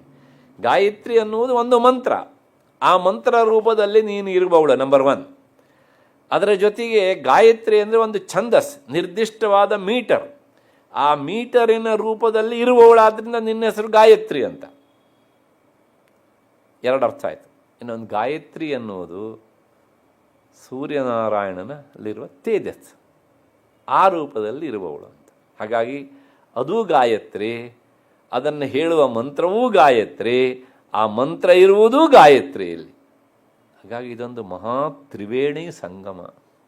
ಹಾಗಾಗಿ it is very very powerful ಅಂತ. ಹಾಗೆ ಅಂತ ಮೊಬೈಲೆಲ್ಲ ರಿಂಗ್ ಟೋನ್ ಬರುತ್ತಲ್ಲ, ಅದರದ್ದೇ ಅದು ಏನು ಕೆಲಸ ಮಾಡೋಲ್ಲ. ಯಾಕೆ ಅಂದರೆ ಅದಕ್ಕೆ ಪಾಸ್ವರ್ಡೇ ಇಲ್ಲ. ಕೆಲವು ಜನ ಒಂದು ಹುಚ್ಚು ಭ್ರಮೆ ಹೇಗೆ ಅಂತ. ಯಾಕೆ? ಅದಕ್ಕೆ ಸ್ವರ ಉಂಟು, ಅದು ನೀವು ಪದ್ಯವಾಗಿ ಹಾಡೋದಲ್ಲ. ಅದನ್ನು ಪದ್ಯವಾಗಿ ಹಾಡಬೇಕು ಅಂತ ಅದರ ಅರ್ಥವನ್ನು ಇಟ್ಕೊಂಡು ಪದ್ಯ ರೂಪದಲ್ಲೇ ಬರೆದದ್ದು ಬೇರೆ ಉಂಟು. ನಮಸ್ಸವಿತ್ರೇ ಜಗದೇಕ ಚಕ್ಷುಷೇ ಜಗತ್ಪ್ರಸೂತಿ ಸ್ಥಿತಿ ನಾಶಹೇತವೇ ತ್ರಯೀಮಯಾಯ ತ್ರಿಗುಣಾತ್ಮಧಾರಿಣೇ ವಿರಿಂಚಿ ನಾರಾಯಣ ಶಂಕರಾತ್ಮನೇ ಅಂತ ಹೇಳಿ ಪುನಾತ ಮಾಂ ಸವಿತ್ರಮಂಡಲಂ ಅದು ಪದ್ಯ ರೂಪದಲ್ಲಿ ಹೇಳಲಿಕ್ಕಿದ್ದದ್ದು. ಇದು ಏನುಂಟು ಮಂತ್ರ, ಆ ಮಂತ್ರಕ್ಕೆ ಸ್ವರ ಉಂಟು. ನೀವು ಸ್ವರವನ್ನು ಬಿಟ್ಟು ಸುಮ್ಮನೆ ಯಾವನೋ ಗೊತ್ತಿಲ್ಲ ಹೇಳಿದಾನೆ ಅಂತ ನೀವು ರಿಂಗ್ ಟೋನಿಗೆ ಹಾಕ್ಕೊಂಡು ಅದನ್ನು ಎಷ್ಟು ಸಲನಾರು ಕೇಳಿ, ಏನೂ ಆಗೋದಿಲ್ಲ. ಅದನ್ನು ಹೇಳೋದೇ ಒಂದು ದೊಡ್ಡ ಸಾಹಸ. ನಾನು ಗಾಯತ್ರಿ ಜಪ ಮಾಡ್ತೇನೆ ಅಂತ. ನೀವು ಗಾಯತ್ರಿ ಜಪ ಮಾಡೋದಿಲ್ಲ, ಮತ್ತೆ ಏನು ಮಾಡ್ತಾ ಇದ್ದೀರಿ? ಅದಕ್ಕೆ ಅಪಚಾರ ಮಾಡ್ತಾ ಇದ್ದೀರಿ. ಹೇಳಬಾರದ ರೀತಿಯಲ್ಲಿ ಹೇಳಿ ಹೀಗೆ ಅಂತ ಸ್ವರರಹಿತವಾಗಿ ಹೇಳಿದರೆ, ನಾ ಪದೇ ಪದೇ ಹೇಳಿದ್ದೇನೆ, ಮಂತ್ರಕ್ಕೆ ಯಾವಾಗಲೂ ಶಬ್ದ ಉಚ್ಚಾರಣೆಯಿಂದ ಅರ್ಥ ಅಲ್ಲ, ಅದಕ್ಕಿರುವ ಆರೋಹ ಅವರೋಹ ಸ್ವರ ಸಮಾಹಾರ ಸ್ವರಿತ ಅನುದಾತ್ತ ಉದಾತ್ತ ಈ ಎಲ್ಲ ಸ್ವರಗಳಿಂದ ಅದಕ್ಕೆ ಅರ್ಥ. ನೀವು ಅದನ್ನು ಬಿಟ್ಟುಬಿಟ್ಟು ಯಾವನೋ ಹೇಳ್ದ ನೀವು ಹಾಗೆ ಹೇಳಿದರೆ ಏನಾಗುತ್ತೆ? ಅರ್ಥ ಆಗೋದಕ್ಕಿಂತ ಅಪಾರ್ಥ ಆಗತ್ತೆ. ಅಪಾರ್ಥ ಆದಾಗ ಅದು ಫಲ ಕೊಡುವುದು ಅಲ್ಲ, ಕೆಟ್ಟ ಫಲವನ್ನು ಕೊಡುತ್ತೆ. ಅದಕ್ಕೆ ವೇದದಲ್ಲಿ ಬೇಕಷ್ಟು ಉದಾಹರಣೆಗಳು ಉಂಟು. ಹಿಂದೆ ಹೇಳಿದ್ದೇನೆ ಪ್ರಾಯಶಃ ನಾನು, ಇಂದ್ರಶತ್ರುರು ವರ್ಧಸಸ್ವಾಹ ಅಂತ ಅದಕ್ಕೆ ಸಂಬಂಧಪಟ್ಟ ಉದಾಹರಣೆ ಉಂಟು. ಮುಂದೆ ಸಮಯ ಬಂದಾಗ ನೋಡೋಣ. ಹಾಗಾಗಿ ಆ ಗಾಯತ್ರಿ ರೂಪದಲ್ಲಿ ಇರುವವಳು. ಹಾಗಾಗಿ ನೋಡಿ, ನವರಾತ್ರಿಯಲ್ಲಿ ಆಕೆಯನ್ನು ಅಲಂಕಾರ ಮಾಡಬೇಕಿದ್ರೆ ಒಂದು ದಿನ ಗಾಯತ್ರಿ ಅಲಂಕಾರವನ್ನು ಮಾಡ್ತಾಳೆ, ಪಂಚಶೀರ್ಷ ಅಂತೆಲ್ಲ. ಹೀಗೆ ಅಷ್ಟು ಹಿನ್ನೆಲೆಯಲ್ಲಿ ವೇದಗರ್ಭ, ಅದಾದ ಮೇಲೆ ಮತ್ತೆ ಗಾಯತ್ರಿ, ಮತ್ತು ಧೀಶ್ವರಿ. ಅವಳ ಹೆಸರು ಧೀ ಅಂದರೆ ಬುದ್ಧಿ, ಅದಕ್ಕೆ ಈಶ್ವರಿ ಅಂದರೆ ಬುದ್ಧಿಯ ಒಡತಿ. ನಮಗೆ ಬುದ್ಧಿಯನ್ನು ಪ್ರಚೋದಿಸುವವಳು ಅವಳೇ, ಬುದ್ಧಿಯನ್ನು ಪ್ರಚೋದಿಸದೇ ಇರುವವಳು ಸಹ ಅವಳೇ ಅಂತ. ಹೀಗೆ ನಿನಗೆ 10 ಹೆಸರನ್ನು ನಾನು ಇರಿಸಿದ್ದೇನೆ. ಈ 10 ಹೆಸರುಗಳು ಸಹ ನೀನು ಮಾಡುವ ಕೆಲಸದ ದೃಷ್ಟಿಯಿಂದ, ಕೆಲಸದ ಹಿನ್ನೆಲೆಯಿಂದ ನಿನಗೆ ಇರಿಸಿದ್ದೇನೆ ಅಂತ ಮಹಾಲಕ್ಷ್ಮಿ ಹೇಳಿದಳು. ಅಥೋವಾಚ ಮಹಾಲಕ್ಷ್ಮಿ ಮಹಾಕಾಳೀಂ ಸರಸ್ವತೀ. ತಾನು ಪ್ರಕಟಗೊಳಿಸಿದಂತಹ ಕಾಳಿಯಲ್ಲಿದ್ದಾಳೆ, ಮತ್ತು ಈಗ ತಾನೇ ಪ್ರಕಟಪಡಿಸಿದಂತಹ ಸರಸ್ವತಿ ಸತ್ವಗುಣದಿಂದ ಆವಿರ್ಭವಿಸಿದವಳು ಅವಳಲ್ಲಿದ್ದಾಳೆ. ತನ್ನದೇ 2 ರೂಪ. ಆಗ ಇವರಿಬ್ಬರು ಇದ್ದಾರೆ. ಅವರನ್ನು ಕುರಿತು ಆ ಮಹಾಲಕ್ಷ್ಮಿ ಹೇಳಿದ್ಲಂತೆ, ನೋಡಿ, ಮಹಾಕಾಳೀಂ ಉವಾಚ ಮಹಾಸರಸ್ವತೀಂಚ ಉವಾಚ. ಮಹಾಸರಸ್ವತಿಗೂ ಹೇಳಿದ್ಲು. ಏನು ಹೇಳಿದ್ಲು ಅಂತಂದರೆ, ಯುವಾಂ ಜನಯತಂ ದೇವ್ಯೌ ಮಿಥುನೇ ಸ್ವಾನುರೂಪತಃ. ಈಗ ನಿಮಗಿಬ್ಬರಿಗೂ ಒಂದು ಕೆಲಸ ಕೊಡ್ತೇನೆ. ಏನು ಅಂದರೆ, ನೀವಿಬ್ಬರು ನಿಮ್ಮ ನಿಮ್ಮ ರೂಪಕ್ಕೆ ತಕ್ಕ ಹಾಗೆ, ನಿಮ್ಮ ರೂಪ ಅಂದರೆ ಸ್ವಭಾವ. ನೀನು ತಮೋಗುಣದಿಂದ ಹುಟ್ಟಿದವಳು ಕಾಳಿ, ನೀನು ಸತ್ವಗುಣದಿಂದ ಹುಟ್ಟಿದವಳು, ಅದೇ ನಿಮ್ಮ ಮೂಲ ಸ್ವಭಾವ.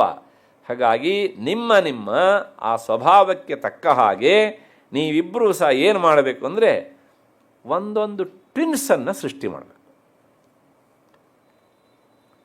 ಟ್ವಿನ್ಸ್ ಅಂತ ಹೇಳಿದ್ದೀನಿ ನಾನು. ಆ ಟ್ವಿನ್ಸು ದಂಪತಿಗಳಲ್ಲ,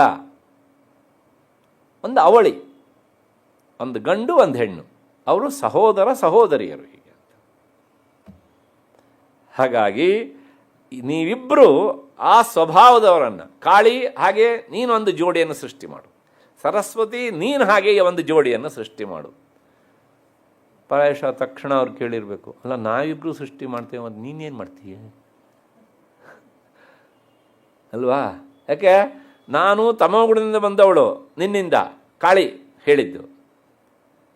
ನಾನು ಸತ್ವಗುಣದಿಂದ ಬಂದವಳು ನಿನ್ನಿಂದ, ನಾನು ನಿನ್ನ ಅಂಶವೇ. ಅದರ ರಜೋಗುಣದಿಂದ ಬರುವವಳು ನೀನು, ನಿನ್ನಿಂದ ಏನು ಅಂತಂದರೆ ಅದಕ್ಕೆ ಲಕ್ಷ್ಮಿ ಹೇಳ್ತಾಳೆ, ಇತ್ಯುಕ್ತಾತೆ ಮಹಾಲಕ್ಷ್ಮೀ ಸಸರ್ಜ ಮಿಥುನಂ ಸ್ವಯಂ.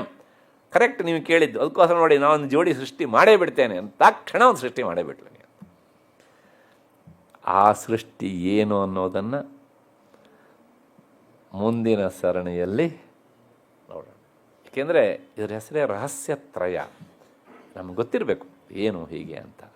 ಹಾಗಾಗಿ ಅಷ್ಟು ಹಿನ್ನೆಲೆಯಲ್ಲಿ ಈ 5 ದಿನಗಳ ಕಾಲ ಈ ಸರಣಿ ಜಗನ್ಮಾತೆಯ ಅನುಗ್ರಹದಿಂದ ನಿರ್ವಿಘ್ನವಾಗಿ ಸಾಗಿ ಬಂದು ಉಪಾಂತ್ಯಕ್ಕೆ ಬರ್ತಾಯಿದೆ. ಮುಂದಿನ ಸರಣಿಯಲ್ಲಿ ಈ ವಿಷಯ ಪೂರ್ತಿಯಾಗಿ ಸಂಪನ್ನವಾಗ್ತದೆ. ಅದಕ್ಕೆ ನಾವು ಕಾಯಬೇಕು. ಮುಂದೆ ಯಾವ ಡೇಟು ಅಂತ ನನಗೆ ಗೊತ್ತಿಲ್ಲ, ಪ್ರೋಗ್ರಾಮ್ ಲಿಸ್ಟಲ್ಲಿ ಸಿಗ್ತದೆ. ಹಾಗಾಗಿ ಈ 5 ದಿನಗಳ ಸರಣಿಗೆ ಯಾರ್ಯಾರು ತಮ್ಮ ಪೂರ್ವಜರ ಹೆಸರಿನಲ್ಲಿ ದತ್ತಿ ನ್ಯಾಸಕರ್ತರಾಗಿ ಸಹಕರಿಸಿದ್ದಾರೋ, ಯಾವ ಉದ್ದೇಶದಿಂದ ಅದನ್ನು ಸಹಕರಿಸಿದ್ದಾರೋ ಅದನ್ನು ಆ ಮಹಾಲಕ್ಷ್ಮಿ ಅದನ್ನು ಈಡೇರಿಸಿಕೊಡಲಿ ಅಂತ ಪ್ರಾರ್ಥಿಸ್ತೇನೆ. ಅದರ ಜೊತೆಗೆ ಈ 5 ದಿನಗಳ ಈ ಸರಣಿಯನ್ನು ಪಹಲ್ಗಾಮ್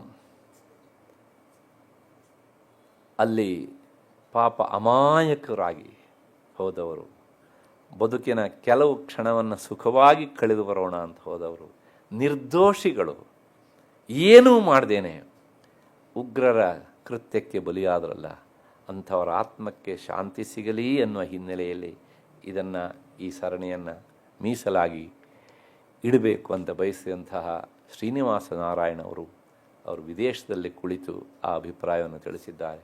ಹಾಗಾಗಿ ಜಗನ್ಮಾತೆ ಅವರ ಅನಿಸಿಕೆಯನ್ನು ಈಡೇರಲಿ. ಅದಕ್ಕಿಂತ ಹೆಚ್ಚಿಗೆ ನಮ್ಮೆಲ್ಲರ ಕರ್ತವ್ಯ ಹೌದು. ಅಂದು ಯಾರ್ಯಾರು 22ನೇ ತಾರೀಕು ತಮ್ಮ ಪ್ರಾಣವನ್ನು ಕಳೆದುಕೊಂಡಿದ್ದಾರೋ ಅವರೆಲ್ಲರಿಗೂ ಸಹ ಜಗನ್ಮಾತೆ ಸದ್ಗತಿಯನ್ನು ಉಂಟು ಮಾಡಲಿ ಅಂಥೇಳಿ ಅವರ ಪರವಾಗಿ, ನಿಮ್ಮೆಲ್ಲರ ಪರವಾಗಿ ವೈಯಕ್ತಿಕವಾಗಿ ನಾನು ಆ ಪ್ರಾರ್ಥನೆಯನ್ನು ಮಾಡ್ತೇನೆ. ಅದರ ಜೊತೆಗೆ ಈ ಸರಣಿಗೆ ಮಾಧ್ಯಮವಂತಹದ್ದು ಗೋಖಲೆ ವಿಚಾರ ಸಂಸ್ಥೆ, ಇಲ್ಲಿನ ಎಲ್ಲ ಪದಾಧಿಕಾರಿಗಳಿಗೂ ಸಹ ಕೃತಜ್ಞತೆಯನ್ನು ಸಲ್ಲಿಸ್ತೇನೆ. ಮತ್ತು ಈ 5 ದಿನಗಳ ಕಾಲ ನನ್ನ ಬಾಯಿಗೆ ಕಿವಿಯಾದವರು ನೀವು. ಹಾಗಾಗಿ ನಿಮಗೆಲ್ಲರಿಗೂ ಸಹ ವಂದಿಸಿ ನಾನು ನನ್ನ ಮಾತಿಗೆ ಪೂರ್ಣ ವಿರಾಮವನ್ನು ಕೊಡ್ತೇನೆ. ಒಂದು ಮಾತು, ನಾನು ಅಂದ್ಕೊಂಡಿದ್ದೆ ಇವತ್ತು ಪ್ರಾಯಶಃ ಇಲ್ಲಿ ಜನ ಇರುವುದಿಲ್ಲ ಅಂತ. ಹಾಗೆ ಎಲ್ಲಿರ್ತಾರೆ ಅಂದರೆ ಎಲ್ಲರೂ ಸಹ ಜ್ಯುವೆಲರಿ ಶಾಪಲ್ಲೇ ಇರ್ತಾರೆ ಅಂತ ಅಂದ್ಕೊಂಡಿದ್ದೆ. ಆದರೆ ಆಶ್ಚರ್ಯ ಅಂದರೆ ಯಾರೂ ಹೋಗದೆ ದಿನನಿತ್ಯದ ಹಾಗೇನೆ ಎಲ್ಲರೂ ನೀವು ಬಂದಿದ್ದೀರಲ್ಲ. ಹಾಗಾಗಿ ಪ್ರಾಯಶಃ ಎಲ್ಲೋ ಒಂದು ಕಡೆಗೆ ಆ ಜ್ಯುವೆಲರಿಗಿಂತ ದುರ್ಗಾ ಸಪ್ತಶತಿ ಎನ್ನುವ ಜ್ಯುವೆಲರಿ ಶಾಪಿಗೆ ಹೋಗೋಣ ಅಂತ ಬಂದಿದ್ದೀರಲ್ಲ.